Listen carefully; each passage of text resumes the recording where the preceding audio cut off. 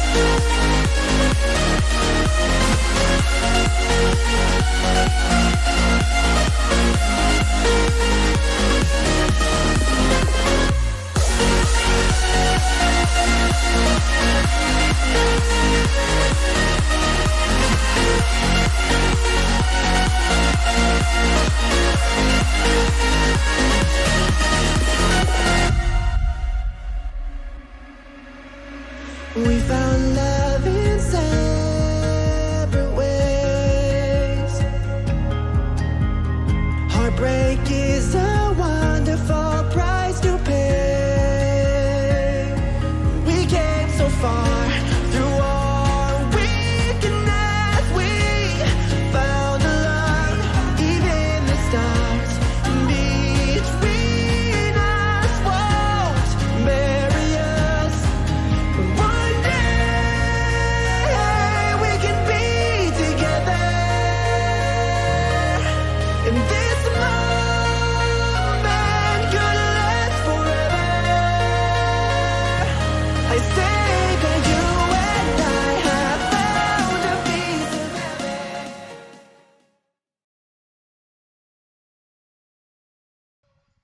Hello, ladies and gentlemen, and welcome to the watch party here on the Experts of Racing Sportscast for the College Football National Championship here. Number 1 Alabama taking on number 2 Ohio State as we look to complete this college football season. Right now, I already have Mama Voles, aka what the Bama fan in chat, even though her son is a Vols fan, Mama Vols, everybody's favorite in the NASCAR Heat Twitch community. She's already saying roll tide. She's pulling for her Alabama Crimson Tide already, showing out in chat. Thank you for joining us here. But two other guys are here in the booth with me as well. You have the one and only crew chief Robert Harding and Hokie fan Hoffman himself, Ethan Hoffman. How are you doing this evening, guys? Great. How about you guys? I'm doing fine. I think Robert might have disappeared on. I think Robert. Might No, have... I'm here. I was fixing to talk and then he talked, and I was like, "Oh, oops." Just over here. I'm But I'm doing good tonight. Ready to get going. definitely. Go. Oh no, 100%. We're stepping on each other's toes here. It's been a long Monday for all of us, but definitely ready to sit here and watch a very good game between these two guys. There's been some breaking news concerning the Ohio State roster, though, showing they've lost a considerable amount of people and might be without a kicker, actually, as it looks like both of their kickers are going to be inactive for this game. There is no known reason to that at this point. Some are saying it could be due to COVID. Others are saying possible injury, but a long list of players, I'd say about 10 or 12 players, have been shown as inactive for the Ohio State Buckeyes. So this is really going to bring into question about what Ohio State can do on both offense and defense, as two defensive linemen of their starting group is officially out for today. So it's definitely going to be something that we have to look over. But right now, as you look on our Going Live Soon, you can see we have a new sponsor. Check out Allie's Designs Co. on Facebook and Instagram for all your design needs as far as clothing and stuff like that.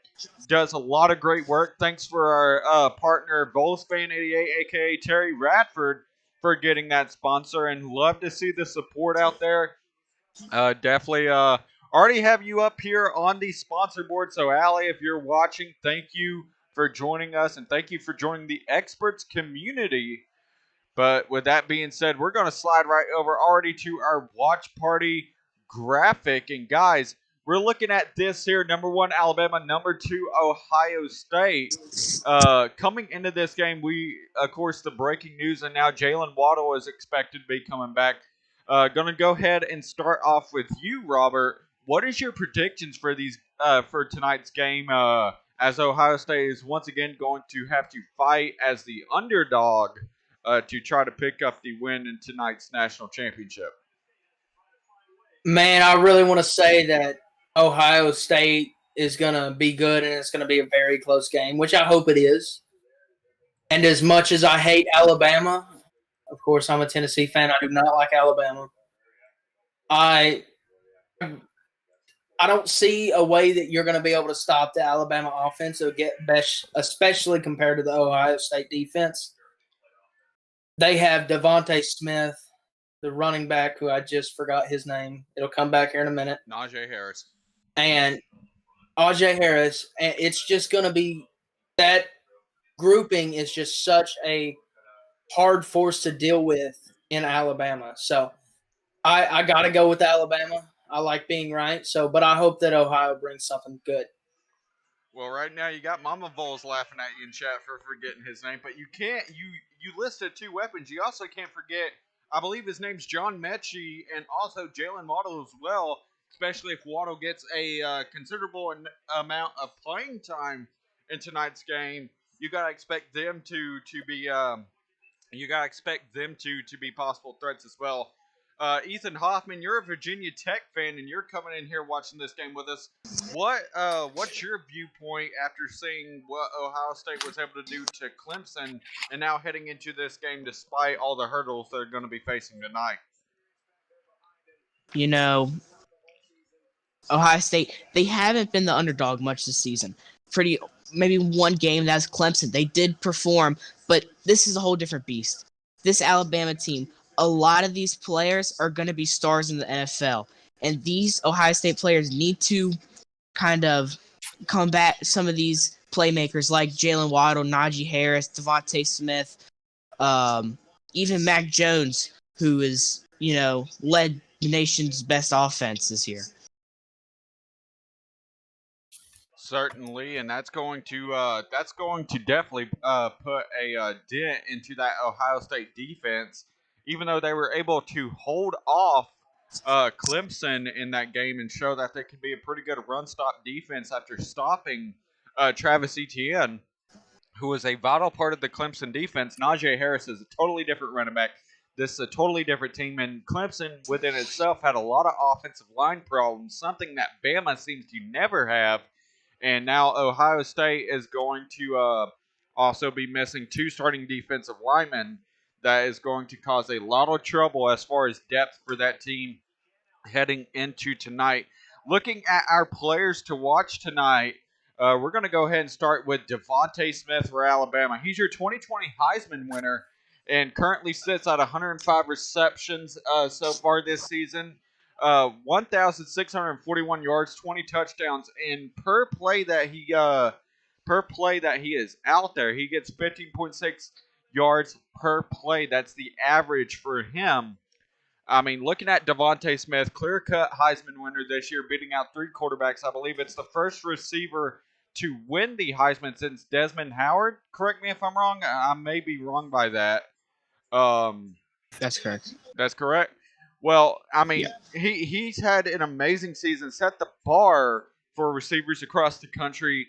What's the viewpoint if you're him leading this team? I mean, heading into this game, what's the viewpoint for him to try to continue that success and add a national championship to already his impressive 2020 resume?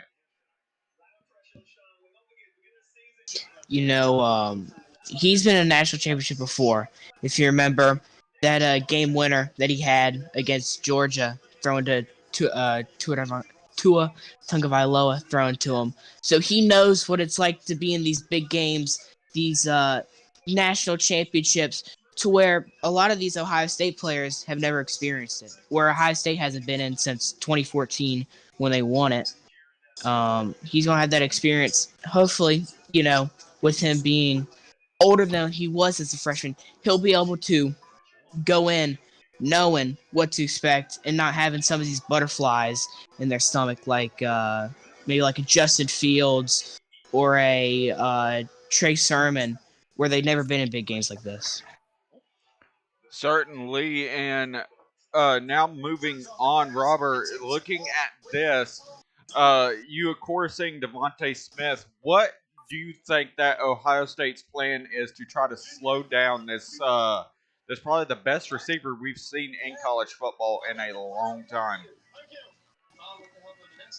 I think they have to attack that certain player very hard and keep guys on him all the time. And this Ohio State defense, they cannot slip up throughout the night. If they do, they're going to end up in a sticky situation with Devontae Smith scoring a lot of touchdowns. He scored, 6 on Notre Dame? They have to stay on him all night. Let me get a stat check on what he can. I think it was 6 or 5. Let me see what he did against Notre Dame. Let's check real quick and see. Looking through here, I'm going to have to go. ESPN has been my best friend for this week. He was set. He had 7 catches, 130 yards, and no, we are not going to play any background sound from ESPN. But 7 catches, 130 yards, and 3 touchdowns in that win against Notre Dame. So I mean, he has set the bar this year as far as what he has been able to do. Um, and looking at what he did last year, he jumped up considerably to be the top receiver. As in 2019, he only had 68 catches and was down nearly 400 yards from his total this year and was down 6 touchdowns. So even though his average yards per play was higher, definitely has shown strides better improvement than what he did last season. Now looking, we're going to switch over from Devontae Smith to now we're going to look at Ohio State's player to watch. The 2020 Big Ten Player of the Year, Justin Fields, rumored to be the number 2 quarterback taken in the NFL draft this year. He has nearly 2,000 passing yards with 1,902, 21 touchdowns, had a 73% completion percentage, but the one stat I'm looking on here that concerns me is 6 interceptions. Whenever he threw only 3 in the total of 2019, and then turns around and throws 1 for basically every regular season game Ohio State played this season, it seems like he has regressed in that area. What's going to be the big problem for Justin Fields? He's coming off of an injury heading into this game. And of course, it looks like he has regressed a little bit in the sense of what he's been able to do. If you watch the Northwestern and Indiana game, you could definitely see the problems that were there for him. Going to go ahead and start with you, Robert. What does Justin Field have to do to set the bar for himself like he did in Clemson or in the Clemson game? He's gonna have to start. To me, I think he's got to start reading defenses better, especially in this game. This game is going to be so crucial for him as a quarterback and as going possibly into the NFL. Is another thing that I know I just skipped over what I just said. I get caught up in my words sometimes. But another thing is he can't. Something I noticed in Clemson a lot was that the defense was reading where he was going to throw the ball with his shoulders. A good quarterback that wants to be successful cannot do that. He has to stay on his toes all night, and it's not just him, but his offensive line and those linemen. They have to keep that Alabama defense behind that line of scrimmage, or else he's in trouble. Definitely, and a problem that you mentioned there is with these guys, offensive line depth is going to be a problem as several offensive linemen are going to be out as well as they're a part of that big group. Yeah. As well as third string running back, I believe it's Michael Williams. Not sure. I'm going to go look at the actual tweet that got sent out. Mayan Williams, correcting myself right there. Mayan Williams, third string running back, is going to be out. He was going to be set up to be the second string running back in today's game due to Teague being questionable. I think they have no choice but to play Teague tonight and give Trey Sermon that backup, because you can't have Trey Sermon in there despite the player that he is trying to make that offense two-dimensional. If you don't have that second running back, you can most definitely think that they're going to be dead set on pressuring Fields. And when Fields is under pressure, as we saw in the Indiana game, that can cause a lot of problems for that Ohio State team as a whole. Ethan, one thing that a lot of guys were talking about, especially analysts for the NFL draft, is the performance against Clemson set the bar for himself heading into the NFL draft. If he's able to battle through all the problems in this game and try to or actually win the national championship, could we look at him jumping Trevor Lawrence possibly in that number 1 pick slot or the number 1 quarterback slot? It's been rumored a lot, and I know we're a little bit away from the NFL draft, and Combine is going to have a lot to do with it as well, but what's the viewpoint on what Justin Fields could possibly do, as that's been rumored and could be a big motivator for him in tonight's game? Justin Fields has a very high ceiling, but I do not see any way that he jumps Trevor Lawrence. Trevor Lawrence is a generational QB talent, and I know that word gets thrown out a lot now. Joe Burrow is a generational talent. Baker Mayfield, they all said this, but he is a true generational talent. He is just like Andrew Luck, Peyton Manning, John Elway. He's only lost 3 games since his sophomore year of high school, where he started playing football, all the way up to his junior year of college, and now he's foregoing to the NFL draft. I can't see Lawrence jumping him, or I can't see Fields jumping Lawrence. And also carrying over from that, you say that as well. What's going to be the motivator for Justin Fields? Of course, I don't think he has declared yet for the NFL draft, at least officially. But if you're Justin Fields, is there any way that you return, even though you're considered the number 2 quarterback in this possible draft class? If he were to lose tonight, is there any way he returns next year to possibly make another attempt if he were to lose to Alabama tonight with all the hurdles that they're going through with players being out? Or do you see that, this is the end of the road 100%? This is a make or break moment. He's got to be able to perform tonight and leave that lasting mark here in college football. I don't see him coming back. There's no real reason to. There's a lot of depth behind him. And what is stopping Ryan Day, if he's even going to be there next year? We don't know. Ryan Day, he could be taking an NFL head coaching job. If Fields struggles early in the season like he did this year, he had a couple of them bad games, what is stopping the coach from just bringing up some of their other QB talent? He's going to declare for the draft this year. I can't see him staying. Definitely. And looking right now, we are at about 28 minutes till kickoff. They are on the field right now doing warm-ups. So with that being said, we're going to take a quick break, and we will be right back. Do not leave. Do not switch off of here. We will be right back with more coverage of the College Football National Championship.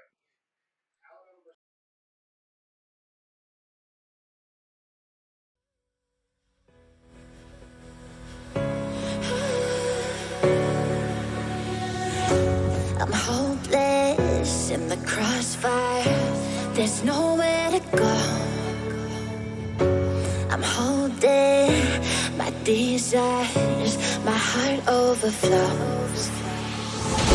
The only direction that I'll ever need is a deeper connection that's leading me. And I'm lost in your love when you hold me. Just hold me, 'cause I don't wanna run from your heartbeat. Your heartbeat, no, 'cause I'm lost in your love. I can't break the fall. You're taking it all. I'm lost in your love.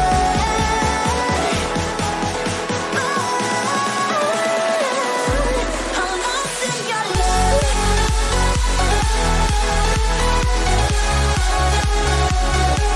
I'm lost in your love.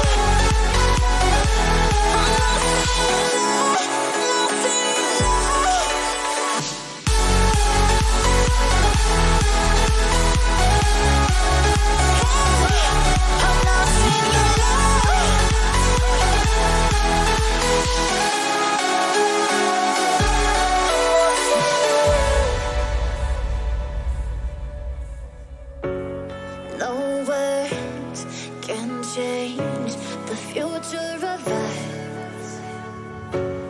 The waves, they break, but we are enough.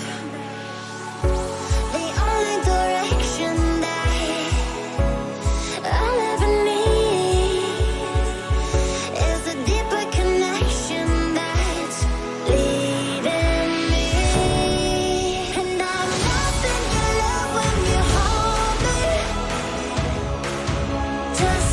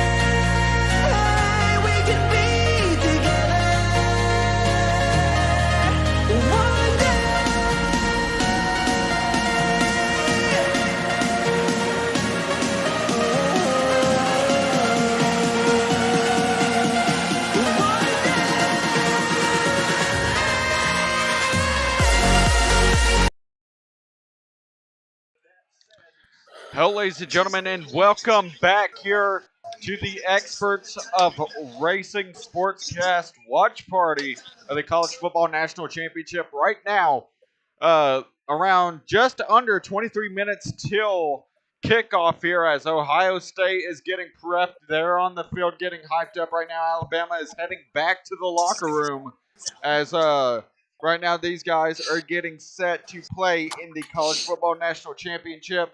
The countdown is still continuing here, as once again we are in the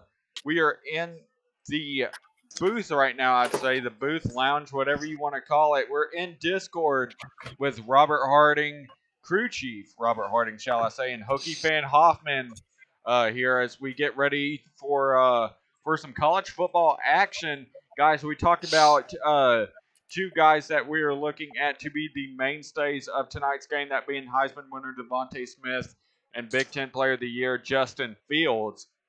Looking outside of those guys, who are two guys that you think could possibly play a huge role in tonight's game outside of the two guys that we just mentioned? Najee Harris. I like him a lot. I watched game film on him the past week or so, just watching how he moves. He is 230 pounds, and he jumps like he's 130 pounds. I'm telling you, this dude, in the next couple years in the NFL, he's going to be the best running back. Already great.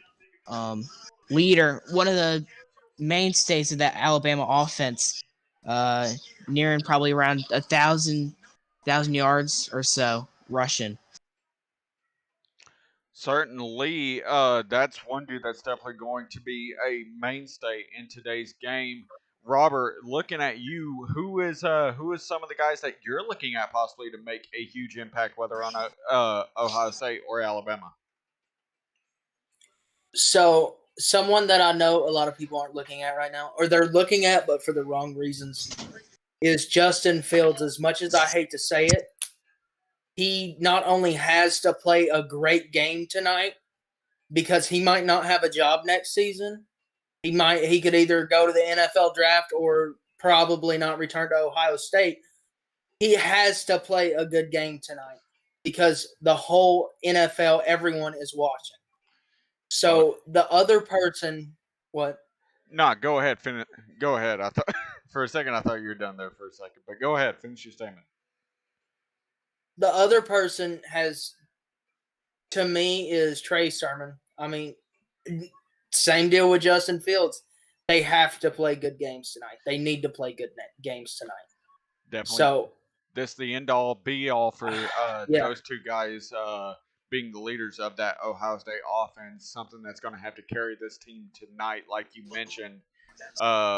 Trey Sermon, I do agree, could possibly be the guy to look out for on Ohio State, but Ohio State's mainstay is going to have to be that defensive secondary. And when I talk about that secondary, I'm talking about its leader, Shaun Wade. He's mostly been used as a slot corner for a majority of the year.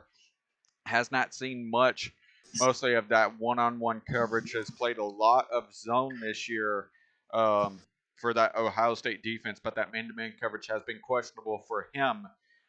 He's going to have to be stacked up against three receivers and try to hold off the passing attack of the Alabama Crimson Tide, something that's definitely going to be a unlikely feat to accomplish. But if it were to happen, Ethan Hoffman, you played football for a considerable amount of time. I have as well. What's your opinion on what Ohio State needs to do with that defense to be able to stop the dangerous passing attack and even the more dangerous running attack of Najee Harris? Gosh, it's going to be difficult. You got so many playmakers on that Alabama offense that it's going to be rough to stop. I don't know if anybody will be able to stop them. They're Devontae Smith, he's so hard to cover. Even with their best corner, Shaun Wade. Shaun Wade did not perform up to standards at the Clemson game. And he called out Devontae Smith pre-game, saying he wants to be paired up against Smith, but Smith so great at running routes, so quick.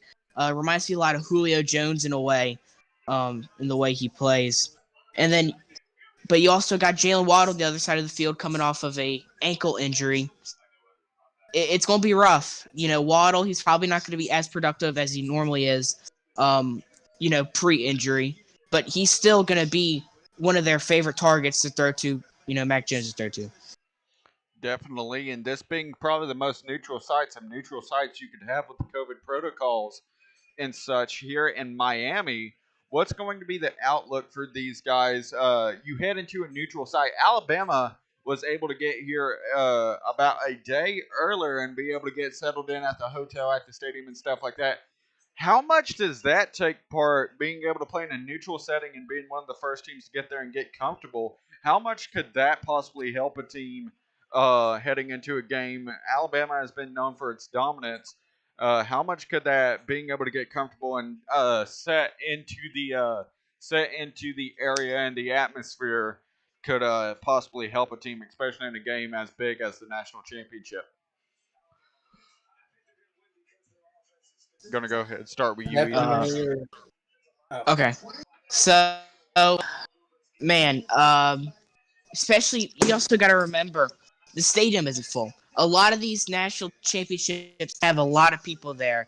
I think it's only about 25% capacity allowed there, and most of that is players, friends, family, where some of these players like Justin Fields, Trey Sermon, Chris Olave, a lot of these guys who haven't played in real big games, they're not going to have to deal with that huge crowd like they normally would.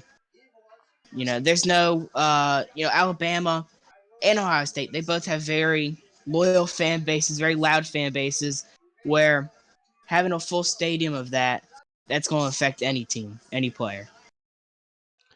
Definitely, and right now we're sitting Lee Corso's making his pick, and he's going with the Ohio State Buckeyes, so I don't know if that's good or bad for them, but he is picking the Ohio State Buckeyes to win tonight's matchup. So that's definitely going to be a interesting pick. I believe Terry Radford on our Experts of Racing Sportscast, I wish I had a clip of it, he was able to pick the excuse me there for 1 second. He was able to pick the Ohio State Buckeyes as well and explained in detail why he believes so.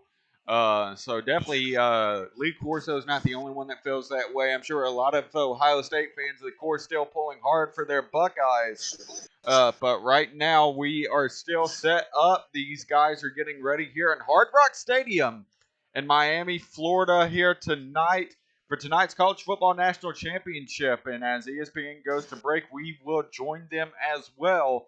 Stay tuned as we have more coverage coming from the College Football Playoff National Championship.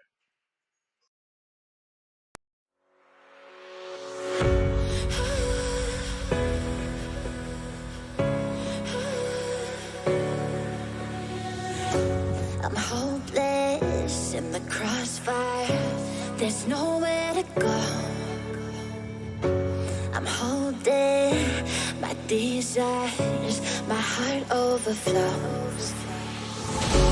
The only direction that I'll ever need is a deeper connection that's leading me. And I'm lost in your love when you hold me. Just hold me, 'cause I don't wanna run from your heartbeat. Your heartbeat, no, 'cause I'm lost in your love. I can't break the flow, you're taking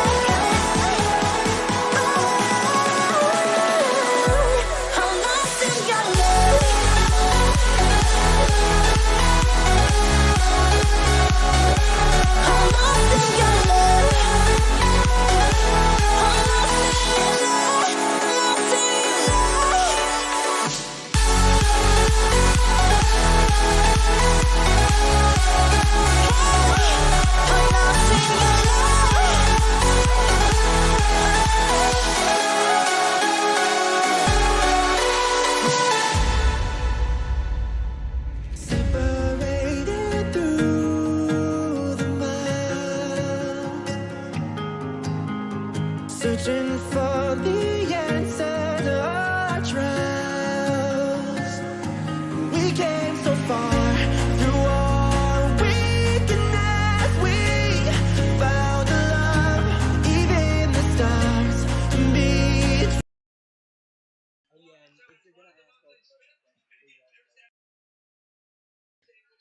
Ladies and gentlemen, welcome back here to the college football playoff watch party here on the Experts of Racing Sportscast.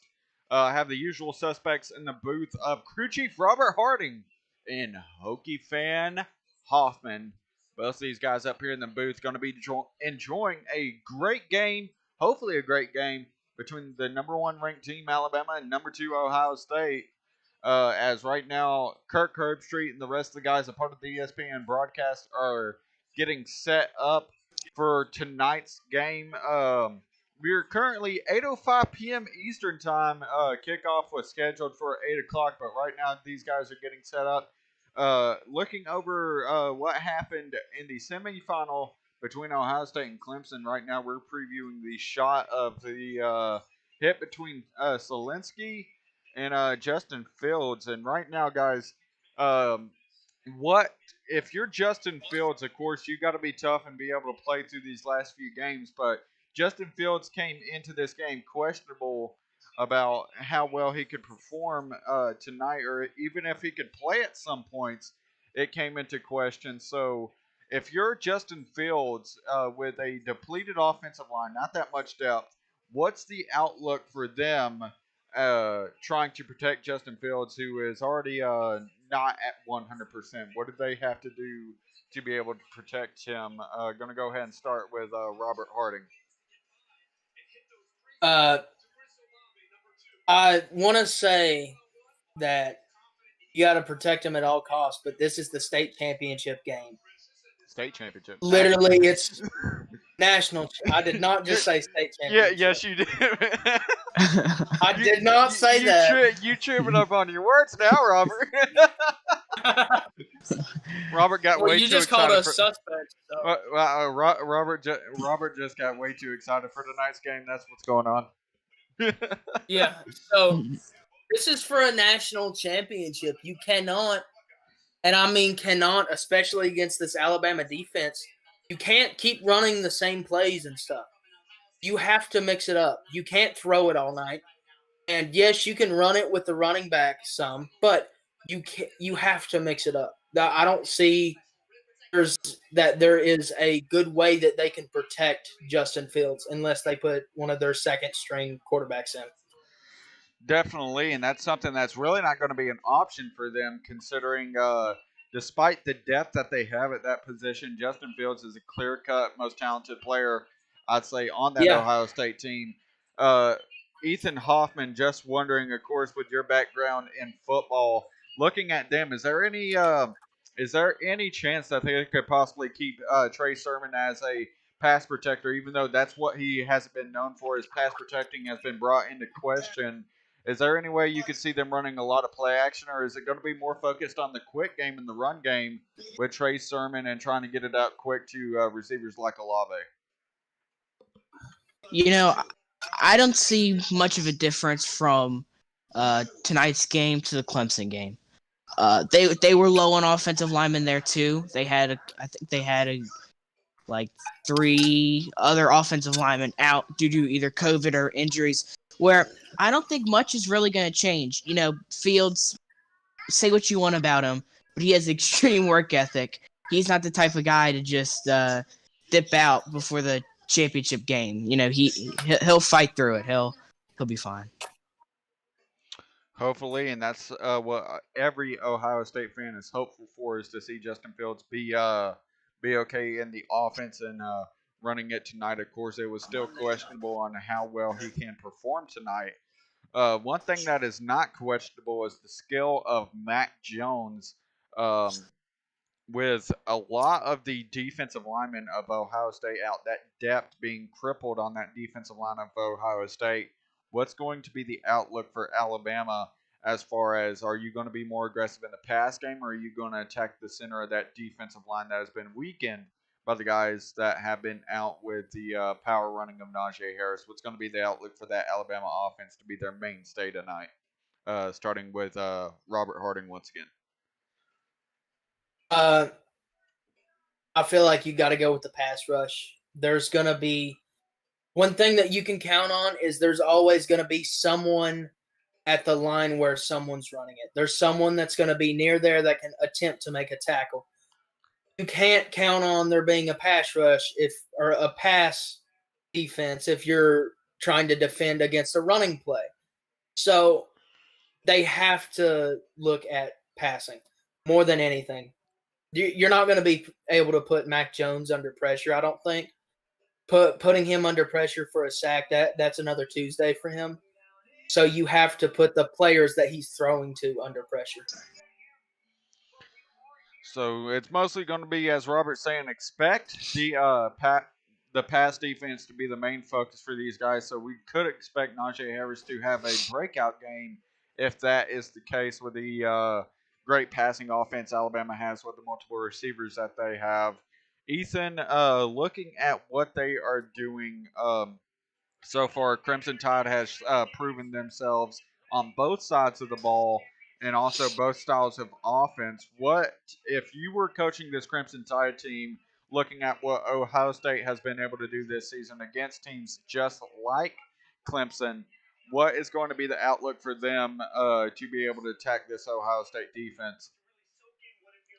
I think they need to play this like they always do. Have a good amount of rushes, but also throw it. You didn't get a Heisman winner at receiver by running the ball at Najee Harris. You got it by throwing the ball to Devontae Smith. Smith, almost every play, if you watch him, he either is open or very close to open. He's such a talented receiver, an elite receiver.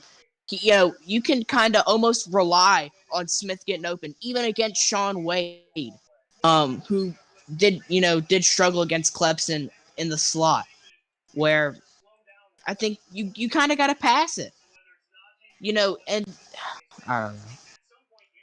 It's going to definitely be a mixture, like you're saying. You definitely have to pass it if you're Alabama. Eventually, down the stretch, you can't be one-dimensional and make it easy for Ohio State. Alabama has those three great receivers that they can definitely mix it up to, and of course, you have Najee Harris in the backfield. So expect these guys to possibly expect Alabama and these guys to possibly have a lot of big-time plays and big-time offenses. Right now, Ohio State is exiting the tunnel and entering the field. We're looking to, as well as Alabama, they're doing the same as well. Both teams entering the field. Expect for these guys both to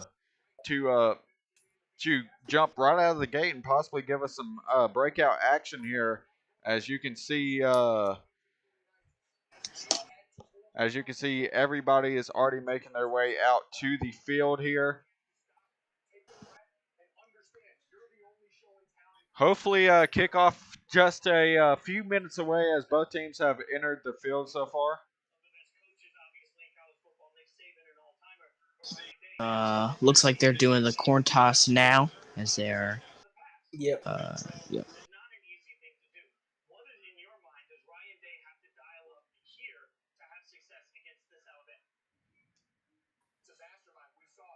He looks like Nice. a 12-year-old compared to that lineman. Jesus Christ. He is huge. Nice. Just like we are not playing this game. Oh Lordy.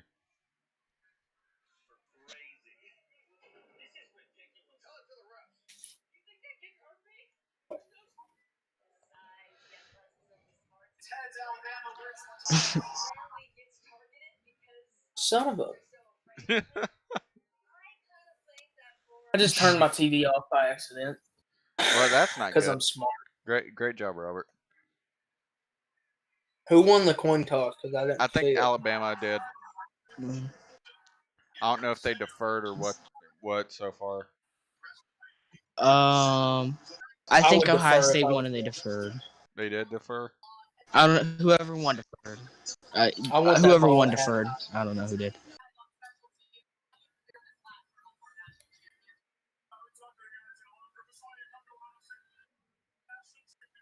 That's crazy. Ryan Day's only loss is the playoff semifinal.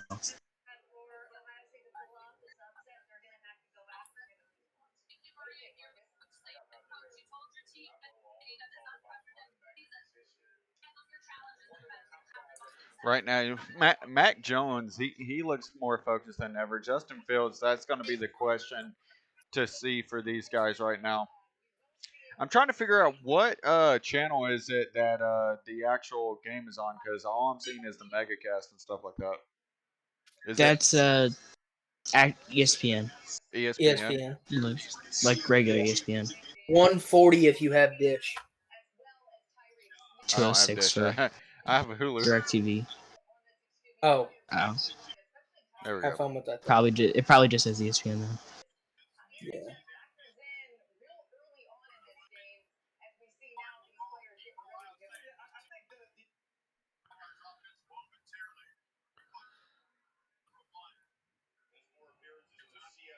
Here we go.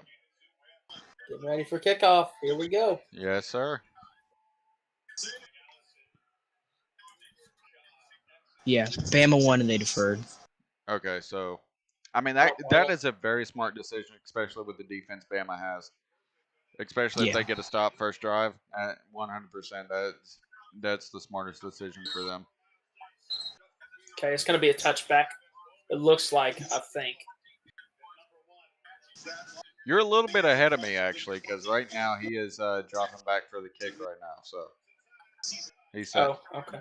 "Yeah, you're a little bit ahead of me." I think I might be ahead of both of you guys. I don't know. you probably are, because he just kicked now. Oh, Okay. yeah. They're on the huddle for me. Yeah, that's Yeah, that's that's a touchback.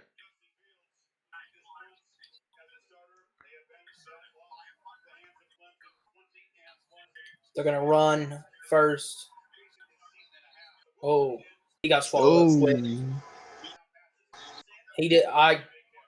That was line of scrimmage. Yeah. They probably want to play conservative this first little bit. They don't want Fields to I mean, do nothing crazy and get hurt so early.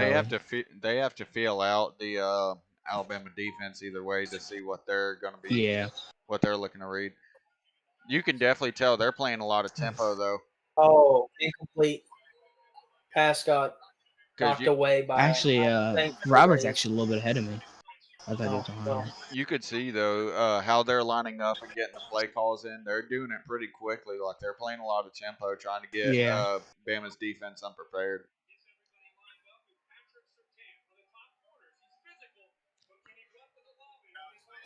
Fields just basically threw. That was a pretty stupid pass, but that was. I'm not even That's there yet. true. I just got to the he's tip getting pass. sacked. Oh, Well, I mean, 3 and out. That's That's not the way. That's not the way you want to Wow. start the game out.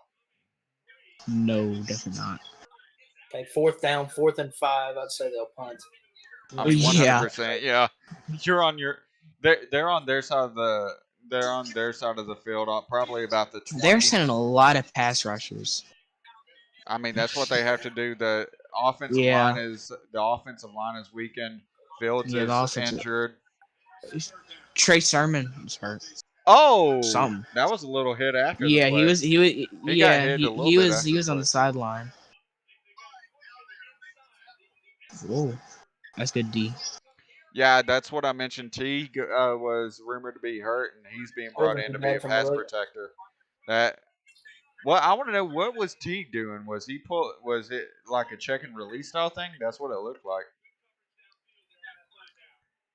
Sermon's already hurt. Sure. He's looking like it's his shoulder. And I just got to the kickoff. I mean, not the kickoff, but the punt. Yeah. Whoa, that was a hit. That was a hit. That was an interesting tackle. Incomplete pass for Mac Jones. Oh. That might be pass interference. That was a little bit close. I'm still waiting. No, waiting for he hit him when the ball was in his hands. He bobbled it out. Yeah. That's just good D. No. Knowing how they're calling it that year, that could be hitting a defenseless receiver, though. Knowing these CFP refs. That is true. I haven't even seen it Second yet, so and I'll 10. see what it looks like.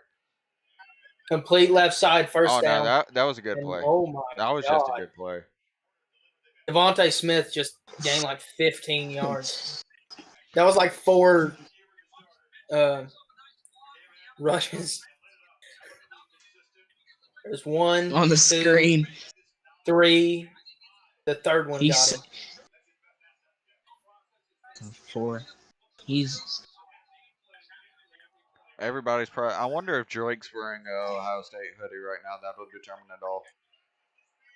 Devontae is making moves though.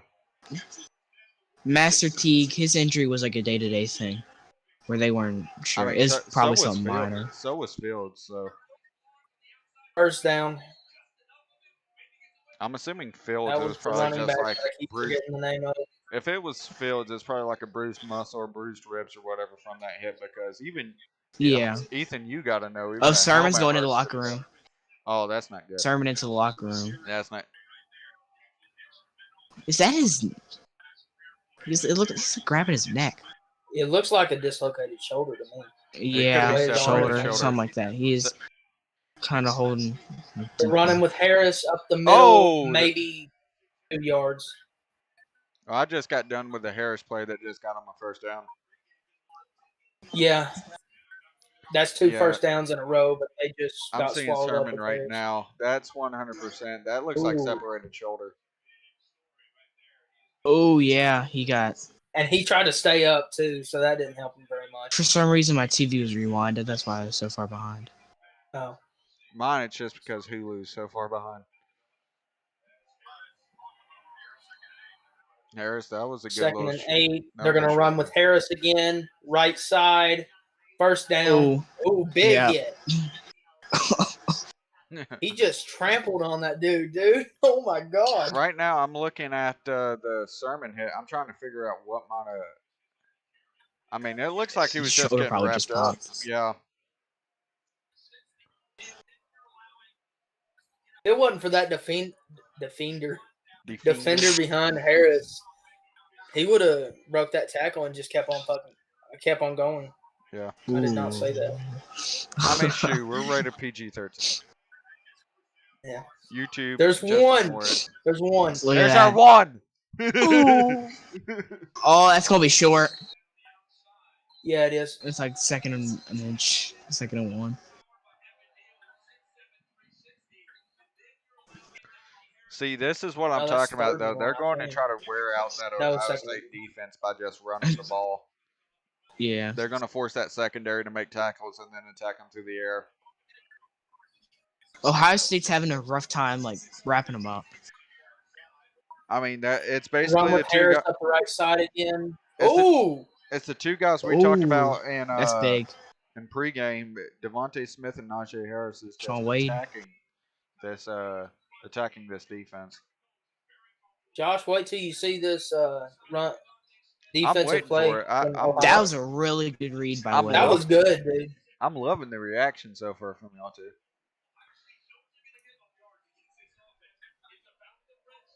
Third and 4, they lost 2 on the last play.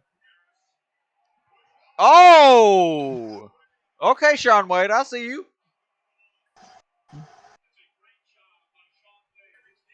I'm like a play behind y'all. Jones This back, isn't concerning. he's running it, shovels. Oh, Oh, that Waddle was good. That was really testing good. out the ankle. Oh no, never mind. That's not Is he good. down? He's limping now. Oh He's my limping. god! Oh, Get him yeah. out of the game. A single One play, play. for Jalen Waddle. One play. He didn't get tackled or anything. He'll be okay. No, but he's limping.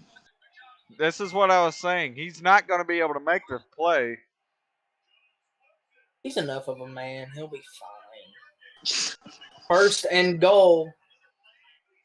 I still can't believe he had a broken ankle and only 7 missed like yards to 5 go. games. This man is coming Throws it into left. this. Oh. I will give Oh. Waddle props. Out of bounds. That was interesting. I will Throw. give Waddle props. Yeah. This man is fighting through pain. I will give. This is exactly what I was talking about. This could certainly raise his draft stock, just showing how tough and resilient he can be. I mean, he's Oh, yeah. running full. I wouldn't even say that's full speed, but look at how fast he's still running on a bad ankle. Mac Jones just overthrew Yeah, by a lot. Devontae Smith by a lot. Calm down, He Mac. hit the cameraman in the Wide face. Well, open. to be fair, Throws it left. that I mean, I wouldn't A even. lot of screens. I wouldn't even blame that on But- Jones. Yeah, it looks like a lot of run pass No. option, but I wouldn't blame that on Jones. It looks like he got picked by a defender. Like the timing got thrown off because if you look here, they get Yeah. stacked up pretty much. 3rd and goal, I would say it's going to be a run play, but you know what? They could pass. We don't know. But like you mentioned, I mean, they're keeping weight on him for a good part of it. It looks like they put weight on Mechie right there. That was a good tackle by Banks. He's going to throw back to pass. Throws it. Oh, that might be a touchdown. I think that was out. He's out at the 1. They put him at the 1. I think that his legs were in. Hang on, it's showing a replay. If you're Alabama, if they're down at the 1, you got to consider going. That's in. That is in. That might be, yeah. That's in. Hold on, I'm gonna look at the play Should be right a here. touchdown. 3rd and goal. Here we go. Oh yeah, that's a touchdown. Nice camera shot, by the way. That's one. No. Yeah, they're gonna The challenge. ball has to cross the plane. The ball didn't cross. They the just plane. said short of the goal line. Yeah, the It's ball under did. review now. Well, I mean, the ball didn't cross the Yeah, plane. I'm pretty sure the ball has to cross the ball the has plane. to cross the plane. Oh, it may have. It may have. Hold on. Wait a minute. Yeah, I mean, He crunched back up, and it looked like he might have brought it in. Mm. I'm gonna go to the restroom real quick while it's on commercial. yeah, they're going to be challenging it. Right now, it looked like it may have crossed the plane, but it's going to be up to them what they decide with the forward momentum. Either way, if they get it or not, if you're Alabama, you got to consider going for it here. Because even if you Yeah, don't, 4th and goal. even if you don't get it, you have them pinned back on the 1 with how their defense. I mean, you already got them with a 3 and out. I mean, you're the aggressor here in this point if you're Alabama. Yeah. 100%. Saban, he's smart like that. Saban, that's what he'll probably do. He'll probably go for it. Yeah.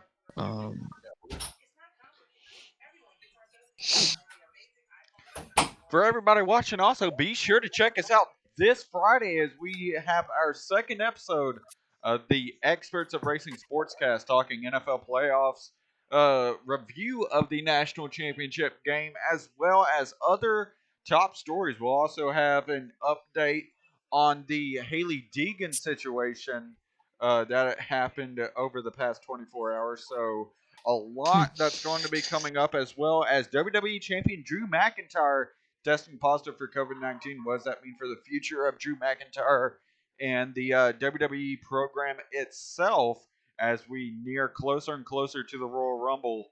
A lot is going to be talked about this Friday, and you certainly do not want to miss that. As so far it's been a pretty tightly contested game. Ohio State wasn't able to get anything on offense, and was able to hold Alabama at times to plays, but currently right now Alabama's just been able to drive down the field. Right now we're on a commercial break on ESPN as a play is under review, looking to see if it's a touchdown. Either way, I still expect Alabama to possibly go for it. Like I said, you got to be the aggressor at this spot. Yeah. Something I've seen. Go ahead, Ethan. No, you can go. Something I've seen in the first couple of plays is we are back. I don't know. Haven't heard what exactly the play call is going to be yet, but Confirm Ohio is when you're holding online. them. Yeah. They're holding them well, but they need to hold them better. They need to. I've seen a couple of moments where, Devontae Smith, when they had the incompletion, when Mac threw it out of bounds, he was wide open. They have to do a better job of containing these guys that are just amazing. As we're getting ready, he takes the snap, running with Harris. Touchdown. Oh, yeah, Tutty. What does that mean? Tutty. Tutty? Tutty. Tutty. I've never heard that, but Robert learns new things every day. yeah, some of those things aren't the best. You can learn some new things from Robert too. Follow me on Twitter at Crew Chief Hardo. Gotta love it. Gotta love it. Gotta love it. About to say, if you want to catch a lot more OMA action this year, Crew Chief Harding over here is going to be crew chiefing me in the VRC Next Series in OMA. So definitely want to check that out as we try to go chase after a VNS title next year. And of course, be sure to check out the Clash in the upcoming few days on the OMA network, as going to be driving in the Hoffman Family Racing number 10 in the Clash. I wonder who car that is, but or whose car that is, but No clue. no clue at all. But looking, we were third in practice, both on lap time and finishing position in practice. So definitely feeling very confident heading into the races. Right now, like we mentioned, we are back. Alabama currently up 7-0.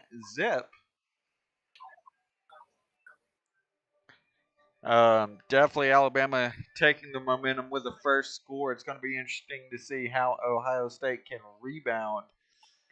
With right now, with ESPN going back to commercial, we're going to take a short break ourselves, get something to drink, and get reset.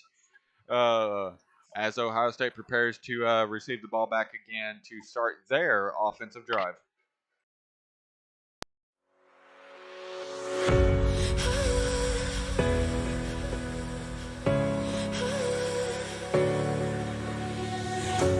I'm hopeless in the crossfire. There's nowhere to go. I'm holding my desires. My heart overflows. The only direction that I'll ever need is a deeper connection that's leading me. And I'm lost in your love when you hold me. Just hold me, 'cause I don't wanna run from your heartbeat. Your heartbeat, no, 'cause I'm lost in your love. I can't break the fall, you're taking it all. I'm lost in your love.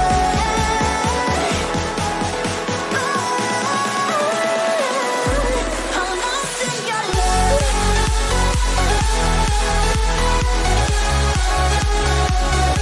I'm lost in your love. I'm lost in your love. Lost in your love.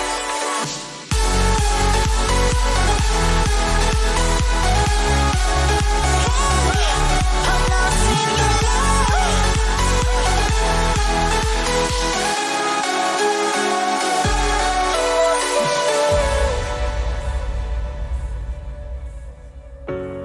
No words can change the future of us. Hello, ladies and gentlemen, and welcome back. I heard some racing talk before the break, though. Yes, we were talking about OMA. Thank you for joining us. Triple Crown Racing, they're on YouTube. Thank you for joining us here. Gotta love those guys there, Jack McKenzie and the whole bunch there, talking about all different types of motorsports on their podcast. As right now, I'm having trouble holding on to my remote. But we are looking to go back live here back in Hard Rock Stadium of Miami as Alabama set to kick the ball off, and Ohio State looking to start their second offensive drive. Hopefully not going 3-and-out once again is definitely going to be a goal here for them, as Najee Harris was able to score the 1-yard touchdown for the Crimson Tide. Right now I'm expecting at any moment for Mama Voice to say he either here on Twitch or Facebook, Roll Tide. I'm expecting it.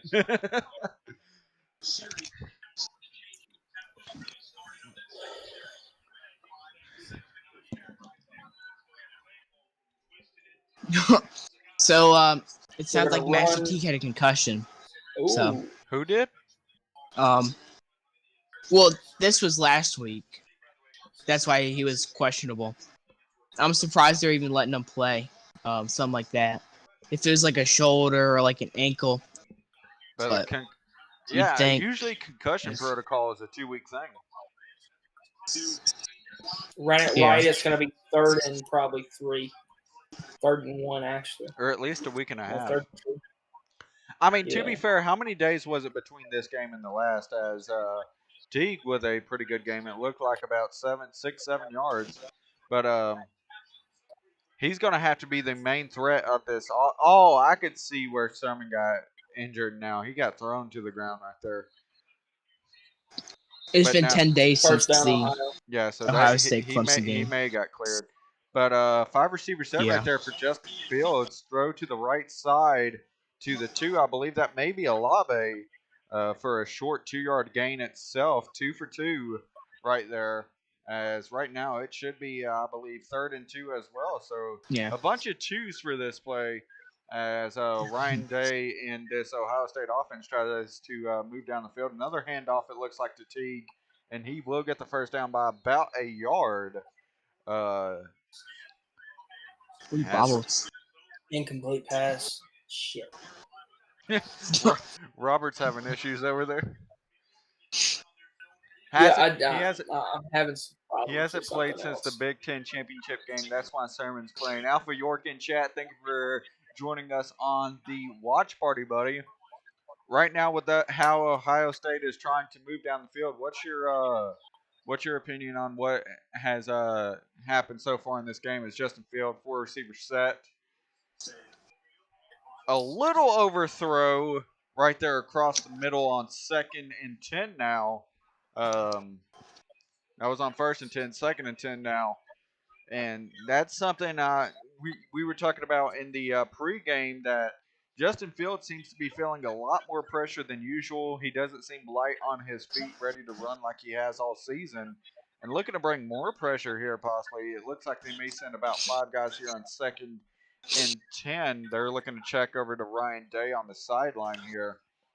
Well, until you see this play. I'm waiting. You're ahead of me right now, so it's going to be interesting. I can already tell. Right now, Fields drops back. Yeah. And, oh, what a throw. I believe that's to Chris Olave as well on the sideline. And that's going to spark some life into this Ohio State offense. This is what they're definitely going to need, some big plays. And it's going to be on the near sideline. What a throw right there. He was able to get it over top of the corner and drop it down to where the safety couldn't get it. Right now, trips on the left side, one-on-one coverage on the right side. Justin Fields looking to check, though, with Ryan Day once again.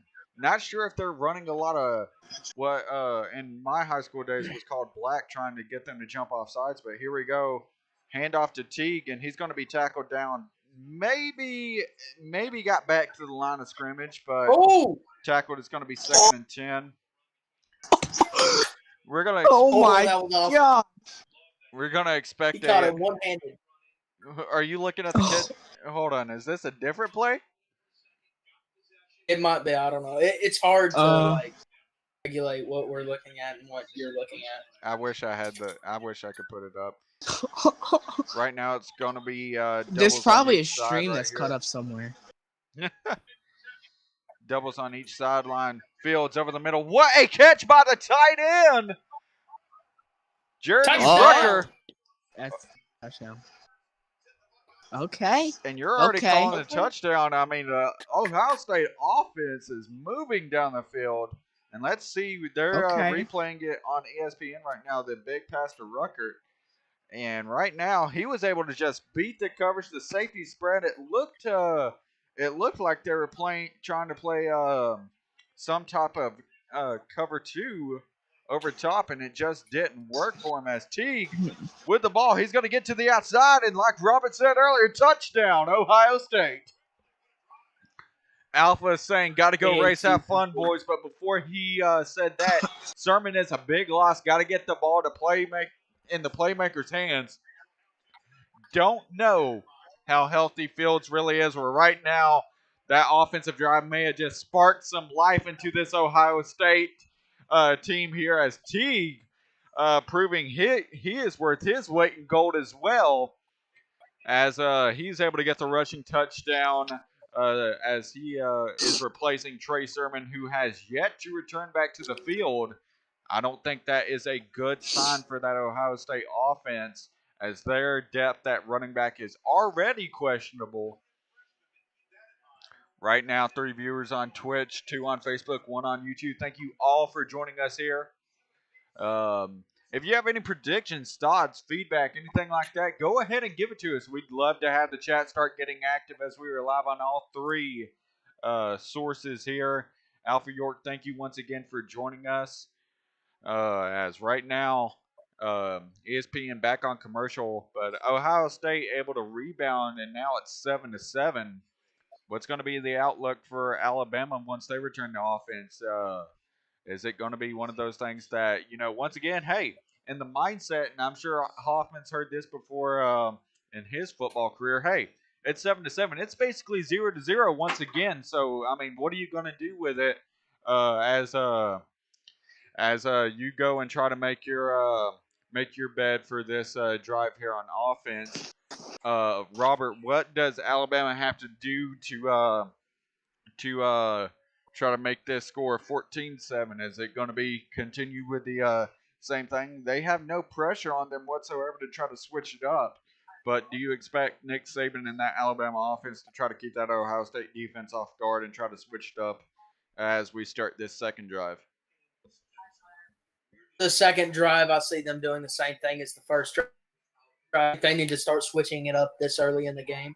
We're still first quarter, but the thing that I look at the most is Alabama. You look at how short of a time it took them to make that touchdown. Ohio, I see Alabama having time on their side for being able to make these drives and get them done quick, get it to the end zone, get it for a PAT or a field goal. So I say do the same thing you're doing until you get into a tight spot, and that's when you need to start. We're still first quarter. Anything can happen. Definitely. And Ethan Hoffman, looking over to you, what is going to be the main design for this offense? We saw a lot of high-tempo offense out of both sides. Do you expect Alabama having so far, I'd say, control of this game, as they're going to get the ball back second quarter and they were able to get the first score on the board? Do you expect them to try to slow this tempo down, or do you expect them to try to keep it high-paced and try to force that Ohio State defense to try to use up their depth, a lot of which they don't have? What's going to be your opinion with that? Nick Saban's very smart. I think what he was doing, he ran a high-paced offense early in this game to see if the Ohio State offense could then, rebuttal them, And now that drive did take a little bit for them to score, but they scored. So now maybe they want to slow it down. Maybe some more design runs to Najee Harris. Slow the game down. There's no reason to have a super high-paced offense that could create turnovers. Certainly is. Right now, looking as Alabama looking to receive the kick after the Ohio State touchdown drive here. Mama Vols in chat still representing that Roll Tide group. She's not feeling too happy about that Ohio State touchdown, but right now, down on the play, down at the 25-yard line, but there is some laundry on the field as the flag has been thrown here on the kickoff. Whoa! Whoa! He stayed in. Mac Jones back to pass. Oh my goodness, you're fixing to see. Oh, I'm ready for it. Go ahead and give it to me. Give me the action. They left him wide open. Devontae Smith is just he gets a different open. level. He is a different The same level. thing we said. He always gets open. The same thing we said in pregame. You have to stay on Devontae Smith. They are failing to do that, is what I'm seeing in this first part of this game. They absolutely left him wide open.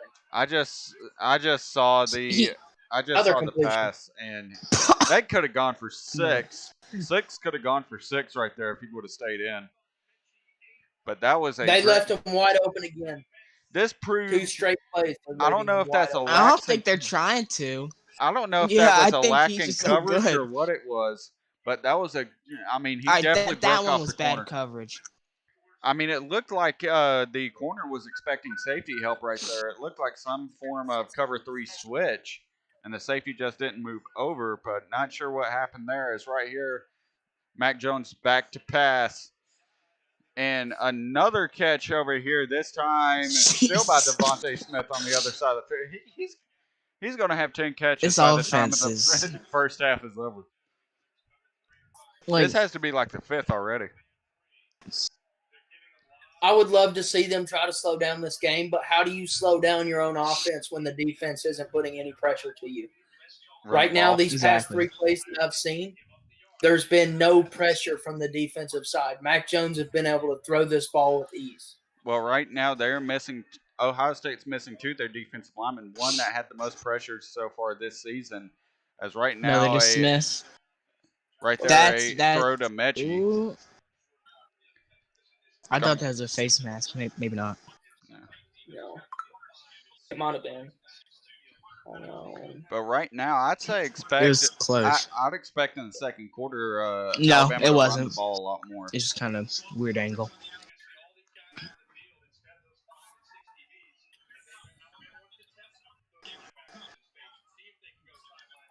Mac Jones, quick up the right side, swallowed up maybe 2 yards on the gain of past the line of stretch. One thing helping Jones a lot. That Alabama O-line is so good. I think the Alex Leatherwood, he's only given up maybe like 3 pressures this year, not a single sack. Won, bunch of the offensive lineman awards. This line, I don't think has Mac Jones had any pressures this game. It seems like he's in a clean pocket. Don't even look like there's any pass rushes at all. Oh, we got a player hurt on the field. I can't tell who that is right now. My TV sound is down, so you guys can't hear it through here, but we do have a Ohio State defensive player hurt. That's definitely not good with that depth that Ohio State already is lacking. Najee Harris with a run right there, but something I've noticed about how the Alabama game plan is they have been mixing up. They've been doing a lot of I'd say crossing routes, swing passes, and such to make their way down the field. And as soon as they get within 25 yards of the end zone, they've been switching to a lot of runs and RPOs. So it's definitely, you can see what they plan to do, allowing Mac Jones to extend the ball downfield. But when the field gets compacted, they're going back to the old trusty swing routes as far as screens and such, wide receiver screens, and outside and inside runs with Najee Harris. So you can definitely see what the Alabama game plan is so far, but Ohio State just hasn't shown the ability to stop it yet, as Alabama has just been able to move straight down the field. Going to go to you, Robert. You've already been talking about it a lot so far. What does this Ohio State defense have to do to be able to slow down this defense? We already seen the lack coverage with Devontae Smith, but what else could they possibly do outside of trying to slow him down to possibly stop this Alabama defense from getting down the field?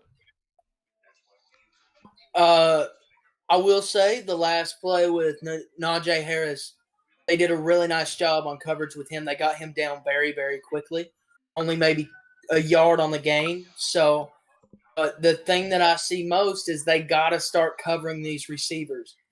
A lot of Alabama, Devontae Smith, for example, we've talked about him all night, but he is one of the fastest football players I've seen in recent memory. They have to keep better coverage of him, even if that means stick 2 guys on him. I know how weird that sounds, but he breaks tackles left and right. You can't leave a talent like that. They got to give him the Megatron treatment. Yeah. Basically what you're saying. Yeah, you can't leave a talent like that uncovered, which is what they did for 2 straight plays. I get one, you make a mistake, 2 straight. Let's see. Hopefully we are back live. Sorry about that. Having technical difficulties. OBS shut down on us. If you're still with us here on the stream. Please let us know if you can hear us. If you got us in chat, please let us know. Thank you once again for joining us, though. Sorry about that once again for the technical difficulties. Right now, just an update. Still 7-7. Alabama ball inside the red zone, nearing the 10-yard line. It looks like they're marked down at the 12. 3rd and 2. Mac Jones quick pass to Mechie. He's looking to get to the outside, and he's going to be a yard The stream audio is short. back. 1 yard short. It's going to be 4th and 1 on the 10-yard line. And if you're Alabama, what do you got to do right here? Run the ball. Run the Up ball. middle. You expect them to go for it in this spot? Mm-hmm. They went for it, Josh. Oh, well, okay. Well, I mean, Yeah. if you didn't say that, Ethan's going to make himself look like a genius all night. I can't give him too much credit. Yeah, right now he's going to run to the 5-yard hash and do a slant. Exactly. I wonder how you know Runs that. it up the middle, maybe 6 yards. Oh, Lord. 2nd and goal. I want to point out, you said how Devontae Smith is so fast. Per Alabama, it's probably not the official time, but he has a 4.49 40 yard. Oh my God. And Najee Harris Yeah, the gets first. met quick behind the line of scrimmage. End of the first. Yep. That was big.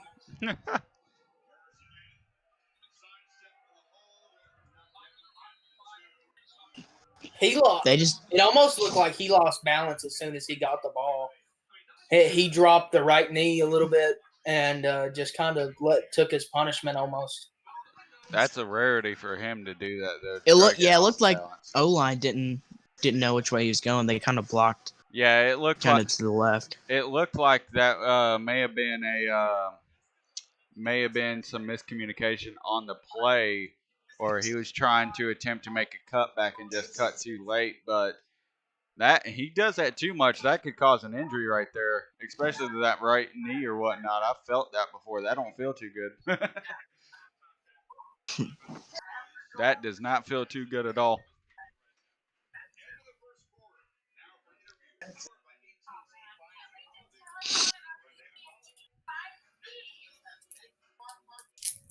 I did not expect this game to be 7-7. Exited in the first. I mean, it's closer than what we expected. Yes. Yeah. But this defense, the offense for Ohio State, they got a chance. They went out. They took it. They did an amazing job. They got the touchdown. Maybe a little bit longer of a drive than I would have liked to seen from that offense. But the defense have got to start clicking on all cylinders. Race car term, but in case you don't know. But I mean, this is the they have to start clicking. It's true. They have to start clicking on all cylinders because this offense, they cannot pull off a win alone, especially against the offense like Alabama.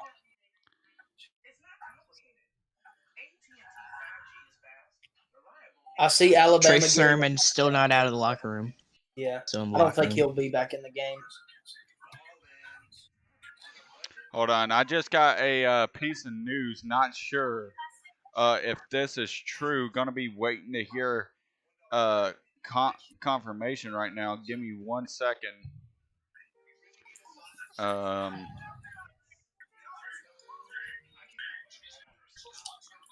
Right now, still waiting for it to be confirmed. Looking so far.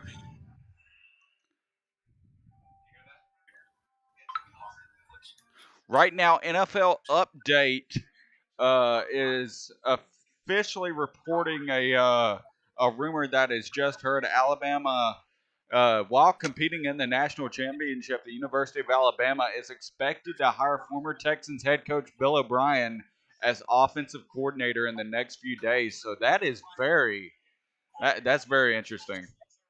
Whoa. If that is true, that is very, very interesting. That's because they already had an offensive coordinator because they had, I think it was Alabama's been running a co-offensive coordinator No, it was for a Steve. little bit. It was Steve. Steve Sarkassian who will leave after tonight. It was him and Charles Huff. It, I was pretty sure. well, he is leaving. Back to pass. That offensive coordinator is leaving to become head Touchdown. coach of Texas tonight. That's a touchdown. And Oh. Alabama just scored another touchdown over Ohio State. Barring the 2-point conversion, it'll be 14-7 if the PAT is made. But that's I the would way to hope the start the PAT second is quarter. made. I mean, That's it's fair. Alabama. They're Charles Huff their kickers are was- questionable. If you Charles don't make Huff- a PAT and you're a kicker, you should not be a kicker. I'm sorry, but I mean, if you know Alabama's luck with kickers, I'm sure that that's true. I'm sure Hoffman. Hey, he can hasn't attest missed a to kick that all as well. year. They'll make up for it in touchdowns. so. Correct me if I'm wrong. Mac Jones has only missed one pass tonight, right? Yes, and it was the overthrow to Yeah. Smith. Devontae. Yeah. I can see him being one of the quarterbacks of the draft that go late, but end up being one of the better ones in the class. I think Yeah. Zach Wilson, he's got kind of bust written all over him. No They offense left to Devontae Wilson Smith fans. open again. But he was in the backfield, so I can understand why you don't think that. But there was defensive players on the field that could have been covering all angles. But I don't even think it's intentional. Smith, Yeah. he's so he's so good. yeah. He sells a run blocking real well too. That's that one big throw to him Kickoff, earlier was a fake touchdown. run.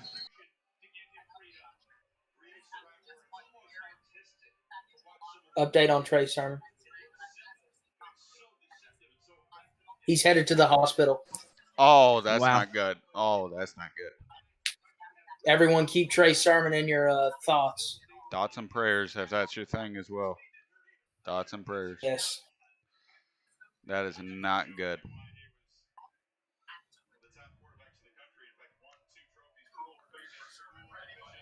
I've seen it in high school teams and teams before. You get a player that's hurt, it strikes the fire into you to where you want to win that game for that player that is probably a good buddy of yours. So could that light a fire under Ohio State's you know what? First down. Could we see something different? Yep, first down. Oh, Great I completion guarantee right you. there. I guarantee you. They're saying it's a possible collarbone injury. I guarantee you that's a broken collarbone because he couldn't lift his arm with a Yeah, dislocated wow. shoulder. You can somewhat lift your arm, but if you can't lift it at all, that's a collarbone issue. I've had a good few First friends and with broken 10. collarbones. That's not good. Gonna run it 2 yards maybe.